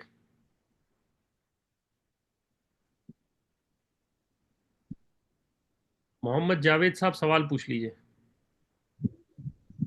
जी अस्सलाम वालेकुम। वालेकुम सलाम। वालेकुम सलाम रहमतुल्लाह वबरकातुहू। जी मुफ्ती साहब, मैंने ज़ुल्क़िदा के दूसरी दिन, मतलब बल्कि शव्वाल के दूसरी शव्वाल में मैंने उम्रा कर लिया था अपनी घर वालों के साथ, और फिर मैं वापस दम्माम आ गया था। तो जी, इस सूरत में मैं जब वापस हज की नीयत से जाऊंगा तो क्या मेरे लिए हज क़िरान देखिए, होगा या आपको हज तमत्तु? आपको हज तमत्तु ही करना है, करार नहीं कर सकते। आज जिसने ईद के बाद उम्रा कर लिया और उसके बाद वतन जी। असली नहीं गया, यानी पाकिस्तान या इंडिया जो उसका वतन, वहां नहीं गया, यहाँ दम्मा में रहता है, रियाज में रहता है, तो उसको अब तमत्तु ही करना पड़ेगा। अलबत्ता आपको इख्तियार है, बेहतर ये है कि आप दोबारा फिर एक और उम्रा करें सुन्नत के मुताबिक, ताकि तमत्तु हो आपका। अगर आप दोबारा उम्रा नहीं करते, हज का एहराम बांध के आए, तब भी आपको कुर्बानी करना है तमत्तु की, लेकिन अगर आप दोबारा एहराम बांध के तमत्तु की तरतीब से करें सुन्नत के मुताबिक, वो बेहतर है। तो आप दोबारा उम्रा करें तमत्तु का, फिर उसके बाद हज का एहराम बांधें, तमत्तु की तरतीब से हज मुकम्मल करें। मतलब एक सवाल और ले लें आखिरी। जी, आखिरी ले लें कोई। जी सैयद उमर साहब सवाल पूछ लें। जी अस्सलाम वालेकुम। वालेकुम सलाम मुफ्ती साहब, आपने पहले तो जवाब इसका दे दिया था कि जो लोग अपने बच्चों को बाहर छोड़ने जा रहे हैं और वापस आ रहे हैं जैसे पाकिस्तान से, जी तो उनको जी। तमत्तो ही करना पड़ेगा। लेकिन अभी मेरा केस में ऐसा है कि मैं यहाँ पे हूँ जद्दा में, ठीक है, और मेरी वाइफ गई है और वो अभी आ रही है वापस 26 को, तो मैंने उम्रा कर लिया है ईद के बाद, सही है। तो अभी हम दोनों को तमत्तो करना पड़ेगा, और और नहीं, वो आप तो जद्दे में रहते हैं ना, आप तो हज इफरात करेंगे, आपने बच्चों को उम्रा किया है, इसलिए आपको दम देना पड़ेगा। आपकी वाइफ तमत्तो करे, वो उम्रे का एहराम बांध के आ जाए और फिर उसको उम्रा करा दे, और वो फिर हज आपके साथ करेगी, तो वाइफ की कुर्बानी होगी तमत्तो की, आपकी कुर्बानी नहीं होगी, आपका दम होगा, चूंकि आप जद्दे में थे, जद्दे से उम्रा किया आपने, आप तो पाकिस्तान नहीं गए ना। नहीं नहीं, मैं गया था पाकिस्तान, लेकिन मैं आ गया था, ईद ईद करके आ गया था नहीं, वापस, और आपने फिर मैंने उम्रा किया था। आप उम्रे के बाद गए थे पाकिस्तान आप? नहीं, उम्रे के बाद नहीं गया मैं पाकिस्तान। अच्छा, और आप पाकिस्तान से कब आए थे? मैं तो 19 अप्रैल को आ गया था। नहीं, ईद के बाद आए यानी थे या ईद से पहले आए थे, ये सवाल है। ईद के बाद आया था और मैंने फिर उम्रा किया था। तो ईद के और बाद। आप जब आए थे तो आपका हज का इरादा था? हज का हज का मैंने अप्लाई वहाँ पाकिस्तान से किया था जी, क्योंकि उस वक्त तक हुआ नहीं था ना, तो फिर वहाँ पे ही मैंने बुक करवाया था। अच्छा, वहीं पे तो आपका हज का इरादा मौजूद था। जी हाँ, तो फिर आपका मसला बदल गया ना। तो आप भी ईद के बाद, आप ईद में पाकिस्तान में थे, आप भी वहां से जब आए तो आपका हज का इरादा मौजूद था जी और वहीं पे आपने बुकिंग करी हुई थी। जी जी तो फिर कुर्बानी तो आपको भी करना पड़ेगी यार, फिर आपका भी हज तमत्तो होगा, क्योंकि आपकी ईद वहां हुई और आपका इरादा वहीं से मौजूद था, जी जी यहाँ आने बाद नहीं बना। आपकी वाइफ तो वहीं से आ रही है अभी, तो वो भी तमत्तो करेंगी और आपका जी भी हज तमत्तो है। जी। तो आपको कुर्बानी करना पड़ेगी तमत्तो की, उनको भी कुर्बानी करना पड़ेगी तमत्तो की। और मुझसे एक। दम दम जो आप कह रहे हैं वो देना नहीं पड़ेगा। तमत्तो का दम नहीं होगा आप पर, लेकिन आपने ये गलती की, आप जब आपका हज का इरादा मौजूद था, आपने वहीं से अप्लाई कर दिया था, तो आपको उम्रा जद्दे से नहीं करना चाहिए था। आपने उम्रा जद्दे से किया ना, तो उसका आपको दम आएगा। तो आपको फिर उम्रा मीकात से करना चाहिए था, ताइफ से या राबिग से करना चाहिए था। तो अभी मैं उसका दम कैसे दूंगा? बकरा करना दम तो पड़ेगा? आप उसे अभी देते हैं, हज के बाद दें, वो फर्क नहीं पड़ेगा, कुर्बानी वक्त पे देना पड़ेगी आपको। मतलब अभी दम कैसे, मतलब कहीं भी दे सकते हैं बकरा अगर? दम तो मक्के में देना है, हुदूद हरम में, हमने पहले बताया ना, दम हुदूद हरम में होता है, मक्के में बाहर नहीं होता। सैयद साहब, वो आपको मैं बता दूंगा नंबर, जो आपको भी ये आपके ग्रुप में दिया जाएगा ना, उन्हीं को बात कर दीजिएगा, वो कर देंगे। अच्छा अच्छा, बस ठीक। बस एक चीज क्लियर करनी है, तो बस 2 मिनट दे देगा कि अभी जैसे वो 26 को आती है मेरी वाइफ, ठीक है? तो हम अभी, हम तो ग्रुप हमारा जद्दा से ही जाएगा, तो हम उम्रा, अब तमत्तो का उम्रा हम कब करेंगे? आपकी अहलियत तो वहां से ihram बांध के आएंगी, उनका ये जो उम्रा होगा ना, ये तमत्तो का हो जाएगा, आपका परमिशन मौजूद है, आप उनको लेके जाएं। अब तो पर हज की तसरीह है, वो उम्रा करने देंगे आपको। तो मुझे तो उम्रा करने की जरूरत नहीं है, वो मैं उसको बस लेके चले हाँ, आऊँ और करके। हाँ, तो एक एक शक्ल ये है कि वहां से ihram बांध के आए, और एक शक्ल ये है कि अगर वो बगैर ihram के जद्दा आती हैं, तो फिर ये करेंगे आप, फिर जब आप हज से 2 दिन पहले 3 दिन पहले मीकात ले जाके वहां से उम्रा करा दिएगा उनको, उनके साथ आप भी दूसरा उम्रा कर लीजिएगा अच्छा, मैं कर मीकात से। सकता हूँ दूसरा उम्रा? हाँ, हाँ, जो है, वो बगैर ihram के आएंगी अगर, तो आप उनके साथ मीकात जाइए, राबिग ज्यादा आसान है, जुहफा मीकात है, वहां चले जाइए, वहां से ihram बांध के दोनों हज से 2 दिन पहले 3 दिन पहले उम्रा कर लीजिए। लेकिन ये वाला केस भी है कि वो उम्रा कर ले, मैं बस उम्रा करने के लिए ले जाऊँ, मैं खुद उम्रा नहीं करूँ, ये भी कर सकता हूँ? हाँ, लेकिन अगर आप मीकात जाएंगे तो फिर यानी अगर वो बगैर ihram के आती हैं, तो फिर मीकात जाके फिर आपको भी उम्रा करना पड़ेगा। अगर वो ihram अच्छा में आती हैं तो फिर आप मीकात नहीं जाते, तो फिर आपको इख्तियार है, करें ना करें। अच्छा अच्छा, चलें, बहुत शुक्रिया। ठीक है वो ठीक सब, है, जज़ाकल्लाह सलाम खैर। अलैकुम। बाकी सवाल फिर इंशाल्लाह वो सब बीच में कर सकते हैं बुध के दिन। देख लीजिए, पूछ लीजिएगा, अगर मौका हो तो बता देंगे। बुध के दिन मुश्किल होगा, बुध के दिन बताया, बुध के अच्छा, अलावा किसी दिन, बुध के दिन नहीं हो पाएगा, किसी और मंगल दिन के हो। दिन कर ले मुझसे, रात को 9:30 बजे, 9:15 बजे। हाँ, मंगल को मुमकिन है।